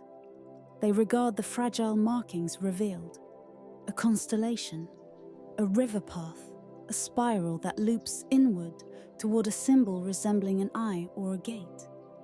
Perhaps these were stories, perhaps warnings. Perhaps simple reflections of a people who knew how to live gently beside the unpredictable. The scholar knows they cannot preserve the markings, knows any attempt to move them would shatter their lines, knows even breath can undo centuries. And so, with a motion more reverent than sorrowful, they brush the surface lightly. The lines disappear beneath a graceful swirl of dust. The page becomes blank again, ready to receive the next message the mountain will write.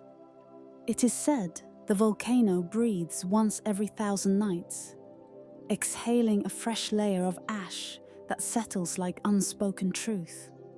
When that happens, the Chronicle renews itself, burying what came before, honoring it not by preserving it, but by transforming it. Perhaps history was never meant to be held too tightly. Perhaps some stories are written in falling ash, precisely because they are meant to fade. The scholar rises. The valley glows faintly in the late light. Ash drifts downward like slow-moving stars. A soft whisper moves through the warm air. Some voices only echo when we are ready to listen. And as night descends, the last light settles across the ground like a closing page. The Chronicle sleeps. The mountain dreams. And the valley waits for the next breath that will rewrite everything again.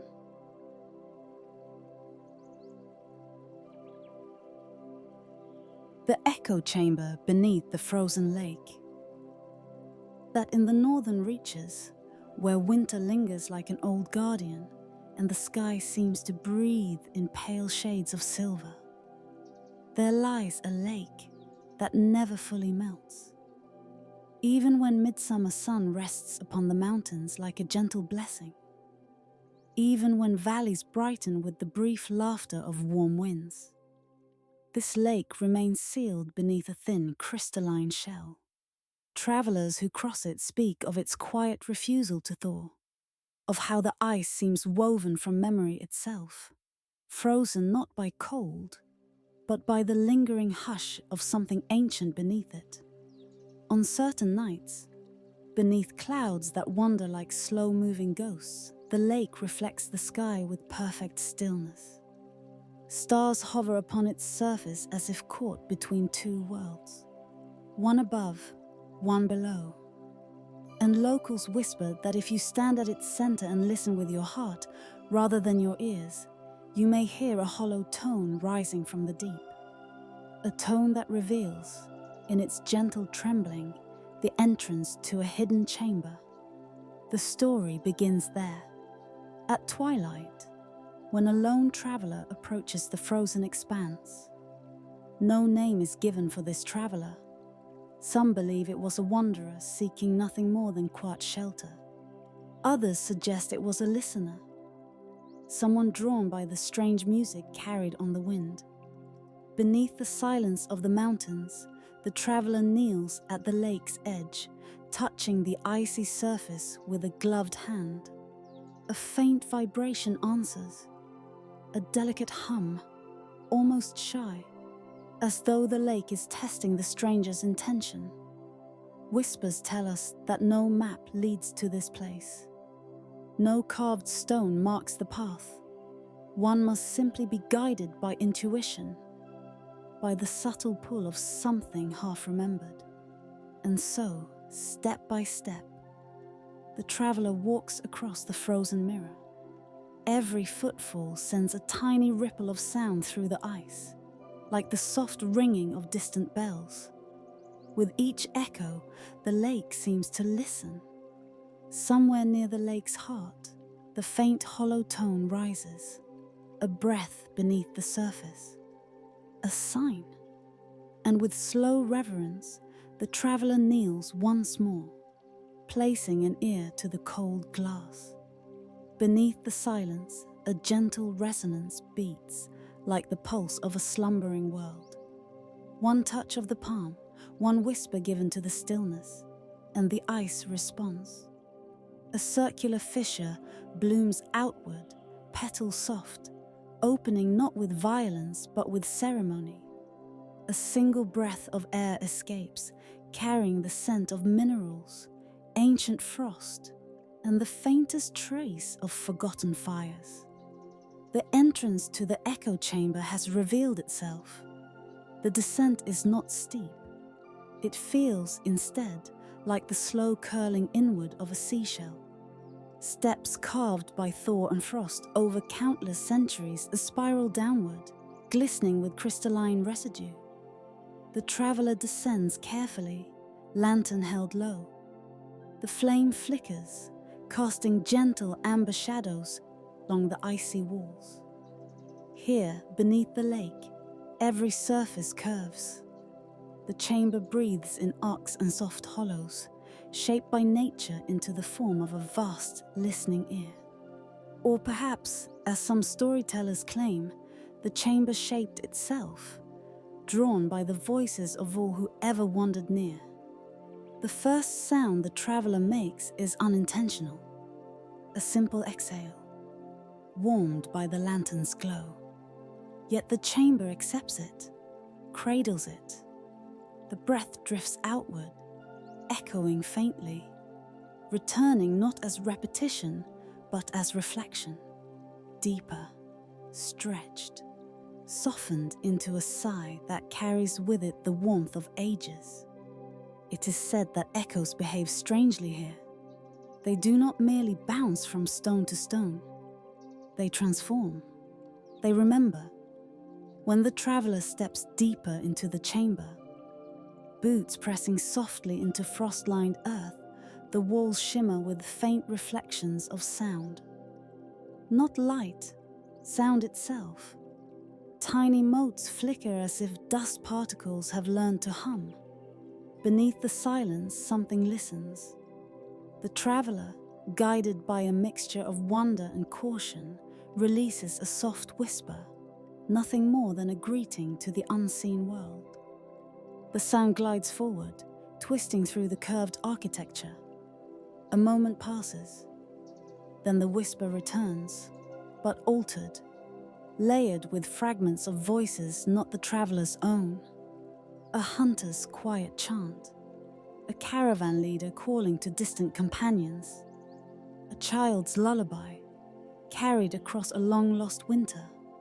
And beneath it all, the deep, rhythmic murmur of ancient storytellers who once crossed the ice, speaking truths that no parchment could hold.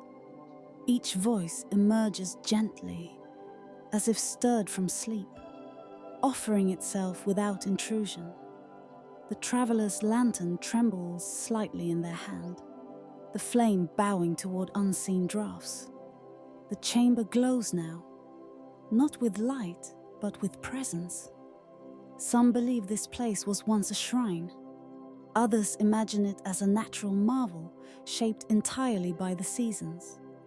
But a few, the quiet dreamers of the north, say it is something far older, a memory vault of the earth itself, a place where sound does not fade, but settles like sediment, layering century upon century until it becomes a living archive.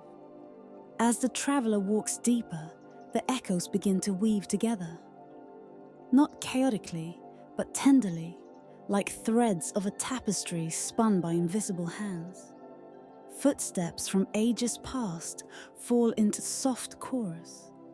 Murmurs blend with sighs.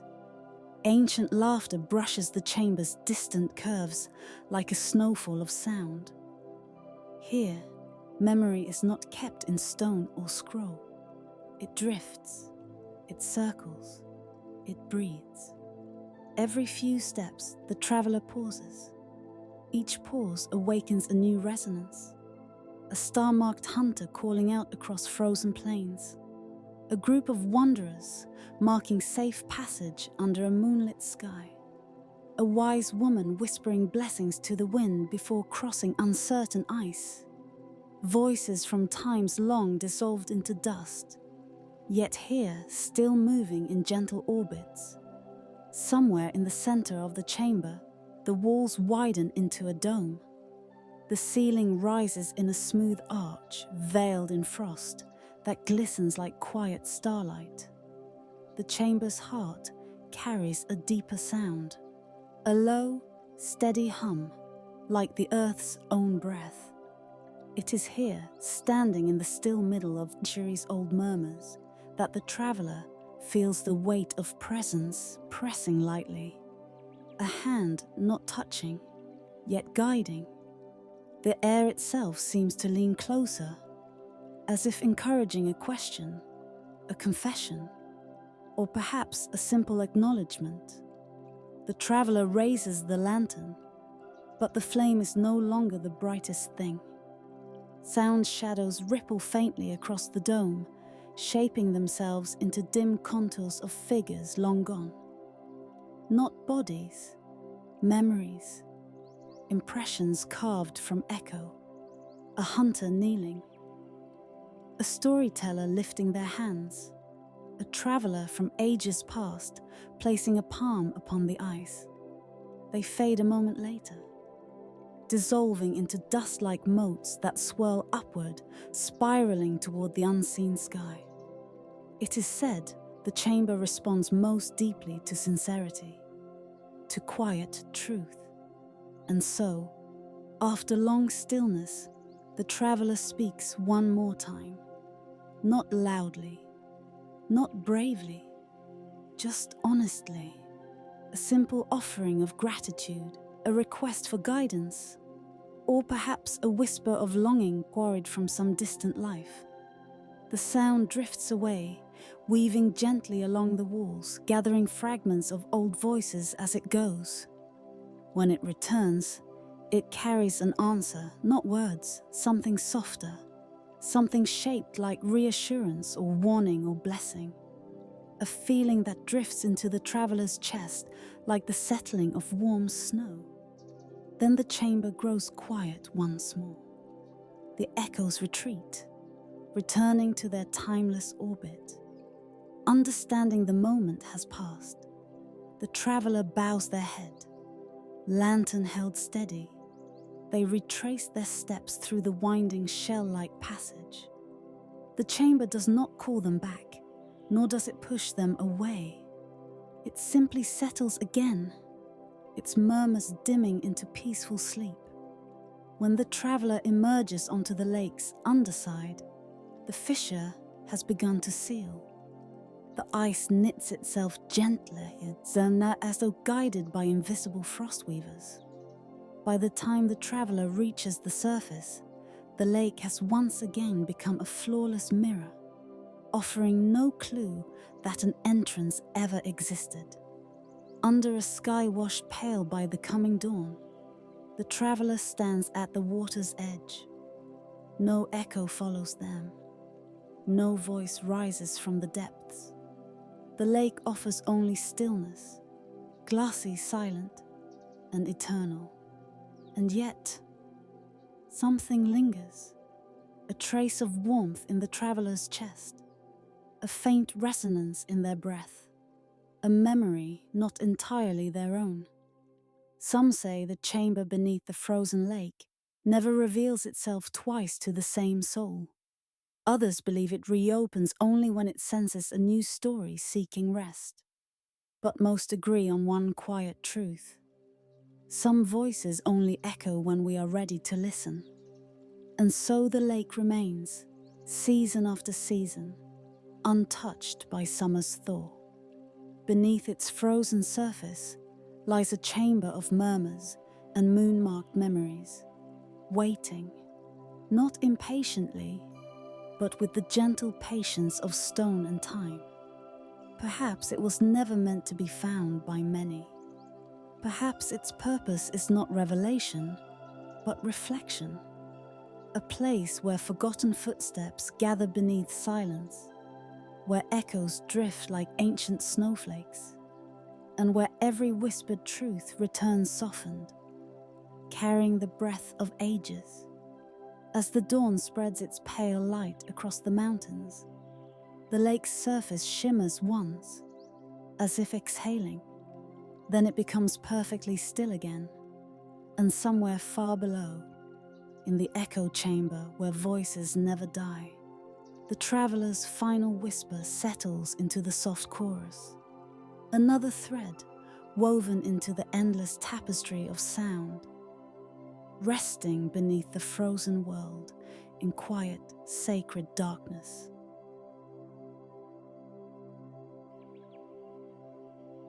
The lantern that guarded the night, travelers, that in the farthest reaches of the steppe, where the earth hums with ancient wind and the horizon drifts like a sleepwalker, there once existed a lantern whose flame did not burn, but breathed.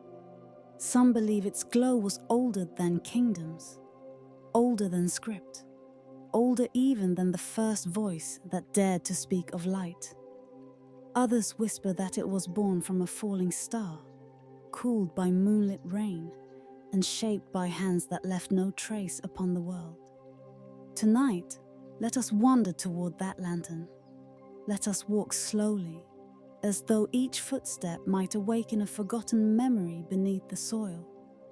Let us begin in silence, in a forgotten shelter of stone and shadow, half buried by centuries of drifting dust. A shrine waits at the edge of the steppe. Its walls, softened by time, lean inward, as if listening to the wind's oldest secrets. The entrance is framed by two crumbled pillars, each carved with intertwining spirals that fade halfway down, like thoughts abandoned mid-utterance. And inside, on a pedestal smoothed by reverent hands long vanished, rests a lantern. Its body is shaped like braided branches, sculpted into an intricate cradle around a dim ember. Even in stillness, the tiny flame seems to breathe in and out, as though dreaming. It is not warm, yet it pulses gently, a heartbeat trapped in glass. When the wanderer first steps into the shrine, the lantern does not flare or flicker. It simply notices. A soft ripple of gold echoes through its frame, touching the air like a benign whisper. Outside, the wind shifts. A lone ribbon of sand curls upward, stirred by something unseen. Inside, the lantern waits. For in these lands, where night arrives like a sweeping tide, and the stars form maps older than the oldest stories, the lantern is said to choose whom it guides. Not the proud, not the hurried, not the conquerors or the skeptical, only those who walk gently, with questions instead of demands. Whispers tell us that the lantern once belonged to the night travelers, those who journeyed beneath constellations instead of sun, who measured distances by the quiet between breaths, who believed that darkness held not danger, but direction. Some called them pilgrim kings, others called them shepherd prophets. Still others knew them simply as the listeners, for they believe that the earth speaks only after the world has grown dark enough to hear it. Among them, the lantern was a companion, not a tool. Its glow did not follow roads or point in cardinal paths. Instead, it responded to intention, to honesty, hope, longing, clarity. When one walked toward truth, its light swelled softly, brightening as though pleased. When fear lingered behind one's ribs, or when deceit clouded the mind, its ember dimmed, waning to almost nothing. Some believe the lantern could sense the tremble in a traveler's thoughts. Others say it could hear the unspoken vow beneath their heartbeat. In the quiet steppe nights, its amber glow rippled like warm breath across the sand. Its circle of light formed a gentle sanctuary, a moving hearth that sheltered stories, confessions, and dreams from the cold vastness around them. It is said that entire caravans once followed its pulse. Not its brightness, but its rhythm, for the lantern did not beat like a human heart. Its pulse was slow, steady, unhurried. A patient thrum that matched the earth's own ancient cadence. And when the wind rose, carrying the scent of distant rivers, its ember would tilt ever so slightly toward the unseen waters, guiding the weary. When storms gathered like dark crowns above the horizon, it glowed with a muted urgency, urging the travelers into shelter. And when the step fell into a silence deeper than sleep, its light would fade to a soft, contemplative hush, as though urging the caravan to rest. Yet the lantern never commanded. It suggested, it invited, it whispered. Its guidance was a gentle offering, never a decree. For the night travelers believe that the truest paths are those chosen freely, not followed blindly. Some stories claim that the lantern revealed ancient roads, trails once walked by pilgrim kings, whose footsteps now lie buried beneath grass and time. Others speak of shepherds who followed it across impenetrable fog, trusting its amber glow more than their own senses. A few legends tell of dream interpreters who walked behind it in a trance, believing the lantern to be a messenger of the moon. One tale describes a night when its flame brightened to a pale silver, guiding a caravan across a valley where starlight gathered like dew. Another recounts a moment when it suddenly dimmed, saving a group from wandering into a ravine disguised by darkness. But in every version, there is one shared truth. The lantern did not illuminate the world. It illuminated understanding. It did not reveal what was there. It revealed what one was ready to see. Some believe that the step itself recognized the lantern's glow, that the sands shifted, subtly reshaping dunes into gentle slopes, smoothing treacherous paths, and opening hidden clearings as though bowing to it. Others say this is mere poetic myth, but myths too carry a kind of truth. As the wanderer lifts the lantern from its pedestal, the tiny breath within it brightens, not in alarm, but in welcome. The shrine's walls gather the glow, turning warm and honey-soft. Dust motes swirl lazily through the light, each one drifting like a small forgotten memory. Outside, night begins its slow descent. The first star appears, a faint glimmer marked by the moon's pale approval. And beneath that star, the lantern's light expands into a soft circle around the wanderer. It does not show a path, but it shows a direction. The step stretches out like a quiet sea, its grasses swaying in long waves beneath the rising night. The wanderer steps forward. The lantern pulses once, a slow, reassuring beat, and thus begins the night walk. The horizon drifts, the shadows shift, and the world grows gentle. The lantern casts soft halos across stones that have not been touched for generations. It glows brighter whenever the wanderer's spirit settles into calm curiosity, and dims whenever doubt curls around the mind like mist. At times, the wanderer pauses, unsure. The lantern does not chastise. It simply waits.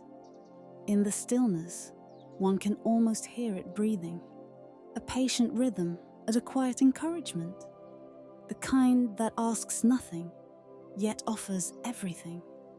There comes a moment, as all stories eventually reach, when the wanderer returns to the ancient shrine. Dawn is approaching, not yet visible, but gently preparing the sky. The lantern's ember, once warm with soft purpose, begins to dim, not because it is dying, but because its journey is complete.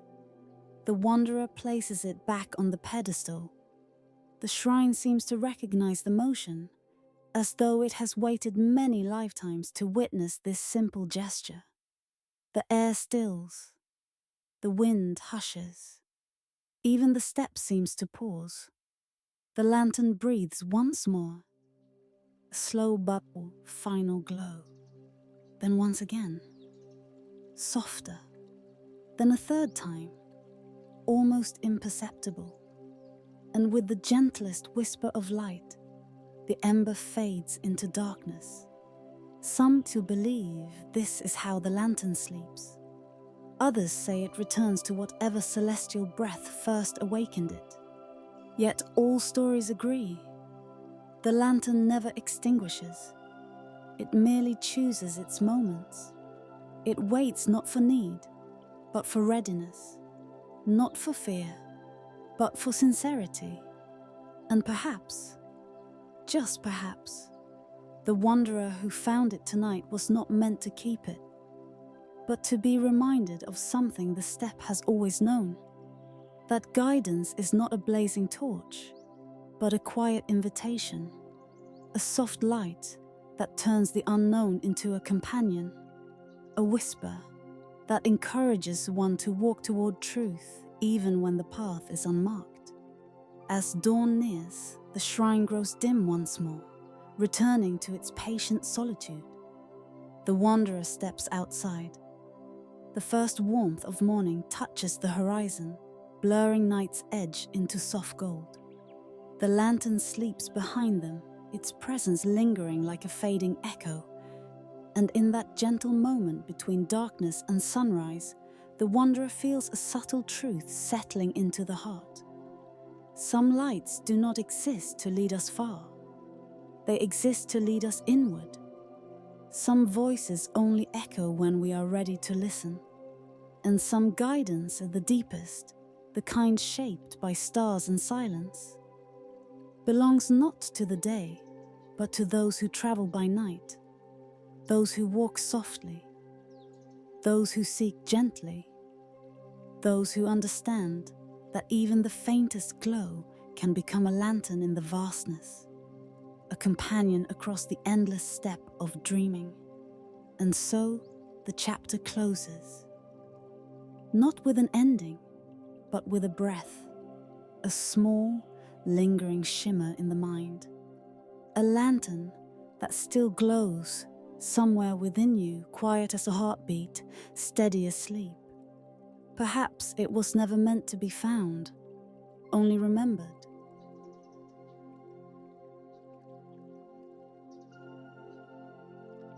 The Temple of Winds that forgot its name. That in a land where the horizon trembles beneath endless sky, there stands a temple shaped by nothing more and nothing less than the breath of the world itself. No map records its placement. No path leads steadily toward it. Only those who wander without destination, or those guided by a question too vast for spoken language, ever find themselves approaching its lonely silhouette. High atop cliffs carved by centuries of relentless breezes, the temple rises like the ribcage of a forgotten giant. Its pillars are worn smooth, its edges softened, as though the wind has been patiently sculpting it toward perfection, or erasing it toward memory. At dusk, when the sun melts into the oceanic haze below and the first pale stars quiver awake, banners, long stripped of their former colors, stir softly. They cling to corroded poles, fluttering with the fragile insistence of old stories, trying to remember themselves. Their fabric, thin as a whisper, moves as though caught between breath and silence, between being and fading. Here, at the cliff summit, you pause. The air is cool, carrying with it the scent of distant storms, of stone worn through countless seasons, of dust spun into spirals by unseen hands. A hush settles. The world below seems impossibly far, as if this place were suspended not on rock, but on the boundary between waking and dream. And then, almost timidly, a gust passes through the arched entrance. A low, trembling tone vibrates through the air. A gentle note, neither mournful nor joyous. A sound that feels ancient, patient, curious. It lingers long enough to feel like a greeting, or perhaps a warning, or perhaps nothing at all. Only the wind knows its own meanings. And so, with a slow breath, you cross the threshold into the temple of winds that forgot its name. Whispers tell us that this place was not built as a shrine to any deity carved in stone, nor to kings inscribed on tablets, nor to constellations that rule the tides of empires. The temple was devoted to the wind itself, an offering of stillness to something that refuses to remain still. Inside, the architecture shifts from the rugged certainty of rock to the delicate curvature of crescents and spirals. Arches rise like unfurled petals. Corridors twist like the gentle arms of a breeze seeking passage through the world. Each shape seems designed not for the eyes of those who built it, but for the invisible currents that wander through. Ancient monks once lived here, though little remains of their presence. A few clay bowls lie scattered in alcoves. A few stone mats rest in shadowed corners. And near the central chamber, half buried beneath drifting dust, a scroll fragment curls like a sleeping leaf. Its writing, faded, nearly dissolved, speaks of teachings not learned through speech, but through listening. For every season, it claims, the wind bears memory. The monks believed that the breezes carried voices from the past, fragments of forgotten wisdom, or even hints of futures not yet shaped. They sat for hours, some say years, within these resonant halls, allowing gusts to unravel and reweave their understanding of existence. They learned to hear the difference between a winter gust and a spring whisper. They learned to feel the weight of a distant storm, hidden in the warm sigh of midday winds. They learned to anticipate shifts in the world long before the horizon revealed them. Some believe the monks were not merely listening to weather, but to time itself. As you wander deeper into the temple, the acoustics reveal their quiet sorcery. Each arch hums with its own voice. Some produce tones low and rumbling, like the memory of thunder rolling across a distant valley. Others create higher notes, trembling and fragile, like a harp string brushed by moonlight. The sound is never loud, never intrusive, only gentle, patient, a presence. Sand drifts across the floor in thin ribbons, carried by wandering breezes. It piles against walls in soft dunes, then scatters again as wind fingers slip through cracked mosaics.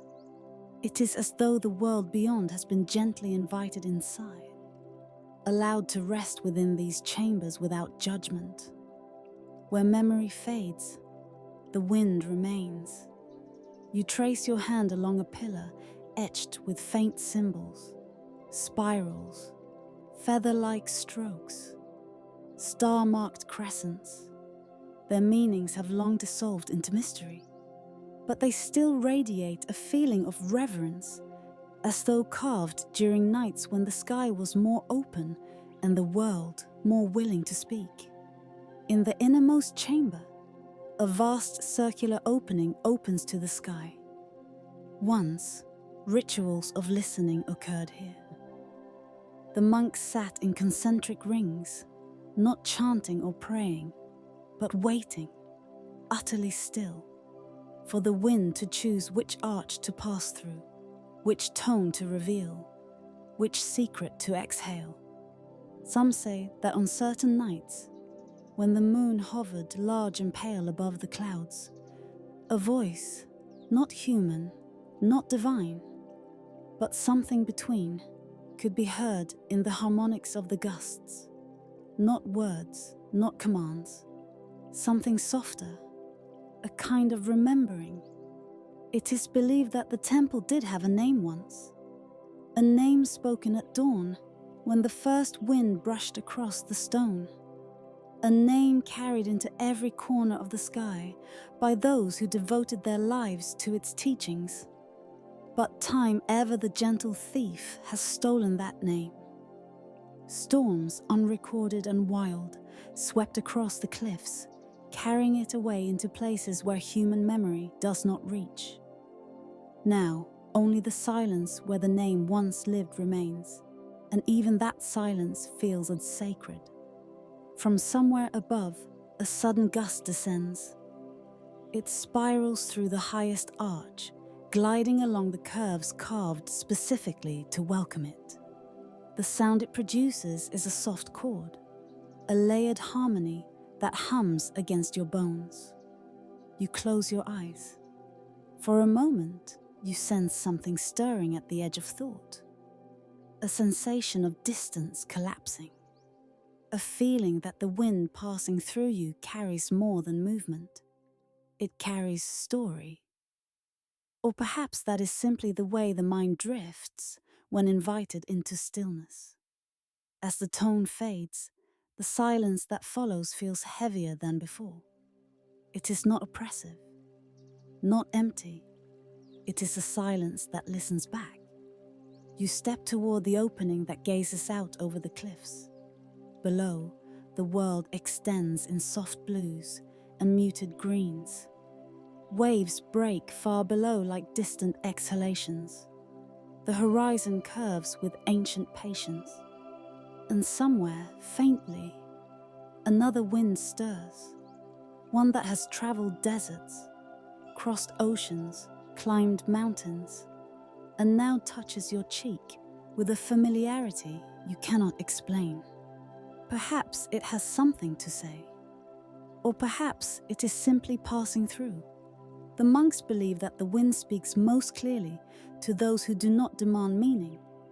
That if you treat its messages like riddles to solve, they dissolve instantly. But if you receive them as offerings, as gifts, with no obligation, they settle into the heart the way a leaf settles into a quiet pool. You stand in the chamber as another breeze arrives. It weaves its way through the arches, gathering notes as it moves. A low pulse, a whispered hum, a faint, high tremor.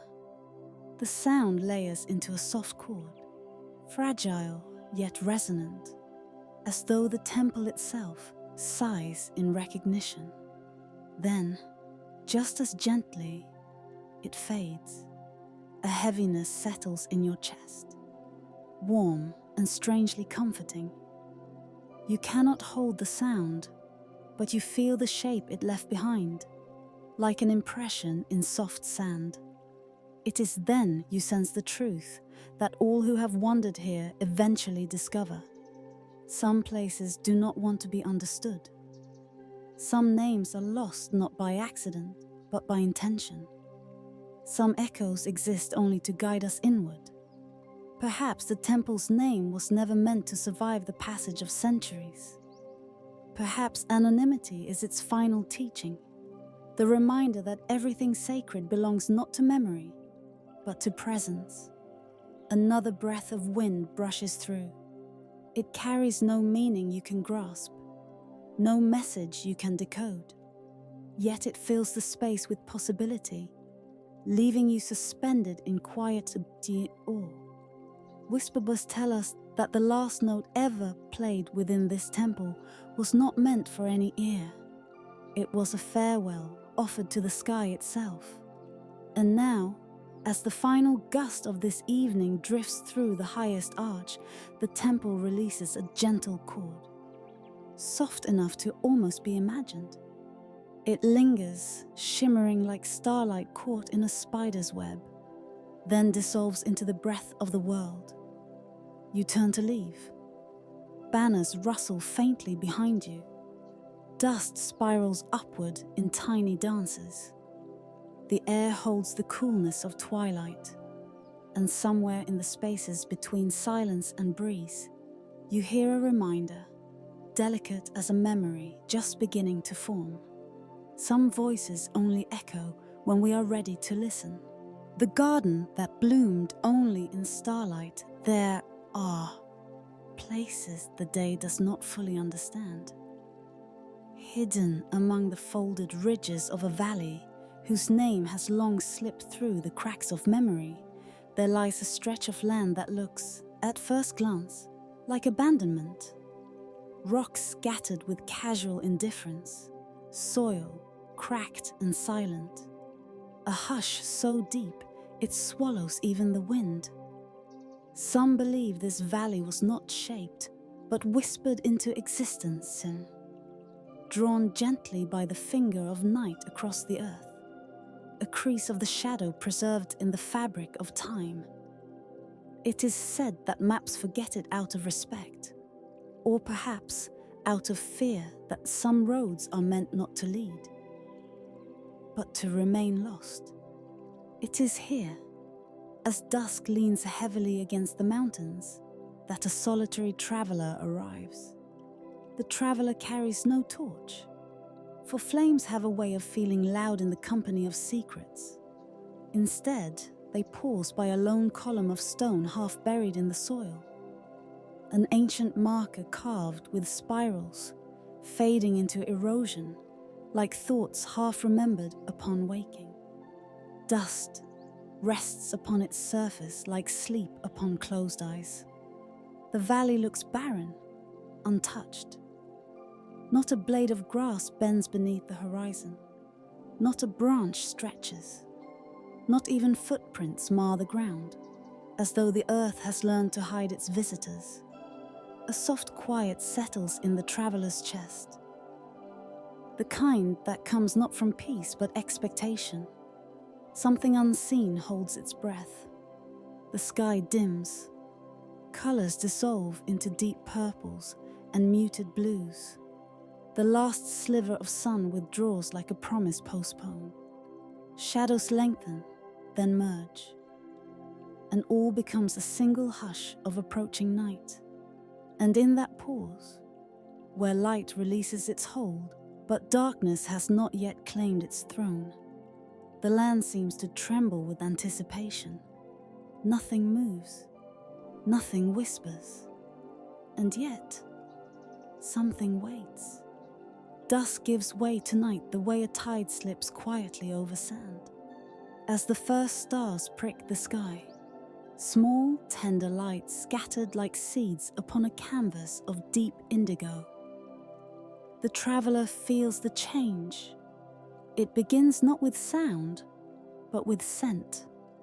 A faint sweetness rises from the ground, subtle, weightless, like the memory of a childhood orchard or laughter from a summer now distant. It stirs the air gently, as though the valley exhales for the first time in centuries. The traveler steps forward. The soil, once parched and lifeless beneath fading sun, now breathes a soft glow. Faint, elusive, like dust lit by moonbeams beneath a cathedral's broken roof. And then, slowly, almost reluctantly, the earth begins to unfold. Petals emerge, dozens, hundreds, thousands. Each unfurling is slow, ceremonial, as though the very act is sacred. Flowers rise like sighs softened bitimai, their stems impossibly slender, their leaves fine as whispers. Some shimmer silver, reflecting the newborn stars above. Others radiate a pale violet glow, the color of twilight preserved in delicate veins. A cluster blooms in quiet blue, as though they harvested their hue directly from the distant chill of night. It is said, though only in quiet rooms lit by swaying lantern light, that these blossoms were planted not by farmers nor wanderers, but by astronomer mystics who believed the sky was not simply above us, but mirrored below. They saw constellations not as drawings of imagination, but as messages, maps stitched across the heavens by forgotten hands. Seeds, they claimed, were not born merely from earth, but fell through ages, drifting from star to soil, waiting to wake in the kiss of pure night. And here, in this hidden cradle of valley stone, those seeds found listening ground. The traveller kneels, breath caught not by fear, but wonder, for every bloom echoes a star. A cluster of soft white petals glimmers faintly to the east, arranged too deliberately to be chance. 3 in a row, one bright, one dimmer, one flickering like a heartbeat in the dark. Orion, sleeping in the shape of lace. To the north, 7 tiny blossoms curve in a gentle arc, blue-white, trembling, delicate. The Pleiades, reborn in floral breath. Each constellation reblooms across the earth as though the sky has leaned close to admire its own reflection. The ground itself becomes a starfield, not fiery and distant, but tender, rooted, alive. The traveller recalls a line from a legend once half heard in a marketplace from a storyteller whose eyes were clouded with mysteries. Not all stars burn in the sky. Perhaps this valley is proof. The mystics believed what few dared consider, that every star in the heavens is tethered to something below, and when light touches its sleeping twin, a bridge is formed, not of stone or faith, but silent resonance. The scent deepens, thick with nostalgia for things never lived. The flowers sway not with wind, for none crosses this valley, but with some internal rhythm, some ancient pulse that hums quietly beneath the earth. Some say it is the heartbeat of the world. Others whisper it is the forgotten breath of God's long return to dust. Beneath the silence, the flowers listen. Hours drift like feathered ash. The traveller walks through the glowing garden with reverence, each step measured, each inhale a vow not to disturb what should never be possessed. Light pools around their feet in soft halos, dissolving as they move, as though the blossoms prefer not to leave traces. Time loses its meaning here. The moon watches, silent and approving, marking each bloom with silver. The stars burn brighter, recognizing their reflections. Above, infinity, strewn across black velvet. Below, infinity pretending to be earth. The traveller senses, rather than sees. Stories imprinted in the soil. Echoes of those who once gathered here under cloaked night, cloaks of woven starlight draped across their shoulders, hands raised not in worship, but in listening. These were the ones who believed secrets bloom only in darkness, that truth's petals burn beneath the harsh gaze of daylight. They spoke softly so legends would strain to hear. For only stories patient enough to wait deserved survival. Perhaps the traveller was never the first. Perhaps others came before, compelled by the same pull, guided by dreams, by omens, by strings the stars tug with careless elegance. The garden receives no uninvited visitor. The valley does not open without reason. Some truths choose their witnesses. And under that impossibly vast sky, brighter now, sharper, as though night has opened its own eyes, the traveller understands. Not everything meant to be found is meant to be named. Some being, Beauty survives only because it is rarely seen. Some mysteries breathe only when left unanswered. The flowers pulse. The constellations shimmer in mirrored harmony. Earth answering sky, sky answering earth. Two old friends speaking a language older than myth. But night is finite. Even eternity has its ebb. The horizon softens. The black canvas turns deep sapphire, then bruised lavender, then the thin pale grey stir of morning's first question. The stars withdraw like secrets, pulling their threads from the tapestry of dark. As celestial light fades, so too does the garden. One by one, petals bow. They fold like wings returning to cocoon. Silver returns to soil. Blue dims to shadow. Violet becomes memory. The scent thins to a ghost of sweetness. The garden slips back into sleep, as though night was its breath and morning its silence. Soon, nothing stirs but dust and forgotten stone. Barren once more. The traveler watches, not with sorrow, but gratitude. For brief beauty is not lesser for its brevity. Some blossoms are not meant to be pressed between pages or carried home.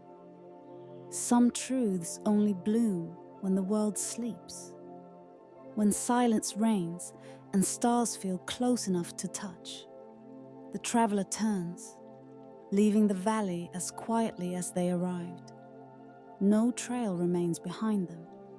No bloom clings to cloak or hair, only a lingering sensation, like a secret exhaling against the heart. Perhaps it was never meant to be found. Perhaps it finds us. Where memory fades and the waking world grows thin, the garden waits. Patient as silence, ancient as shadow, tender as starlight. And on certain nights, when the constellations breathe in perfect alignment and the sky hums with forgotten lullabies, petals unfurl once more. Not for torchlight, not for acclaim, but simply because the stars remember where their seeds once fell. And deep within a valley that maps refuse to name, a garden blooms for those who dream. A reminder that some wonders awaken only when we are willing to walk the night. A reminder that not all illumination is made of day. A reminder that the universe sometimes whispers its truths softly, too softly for those awake to hear.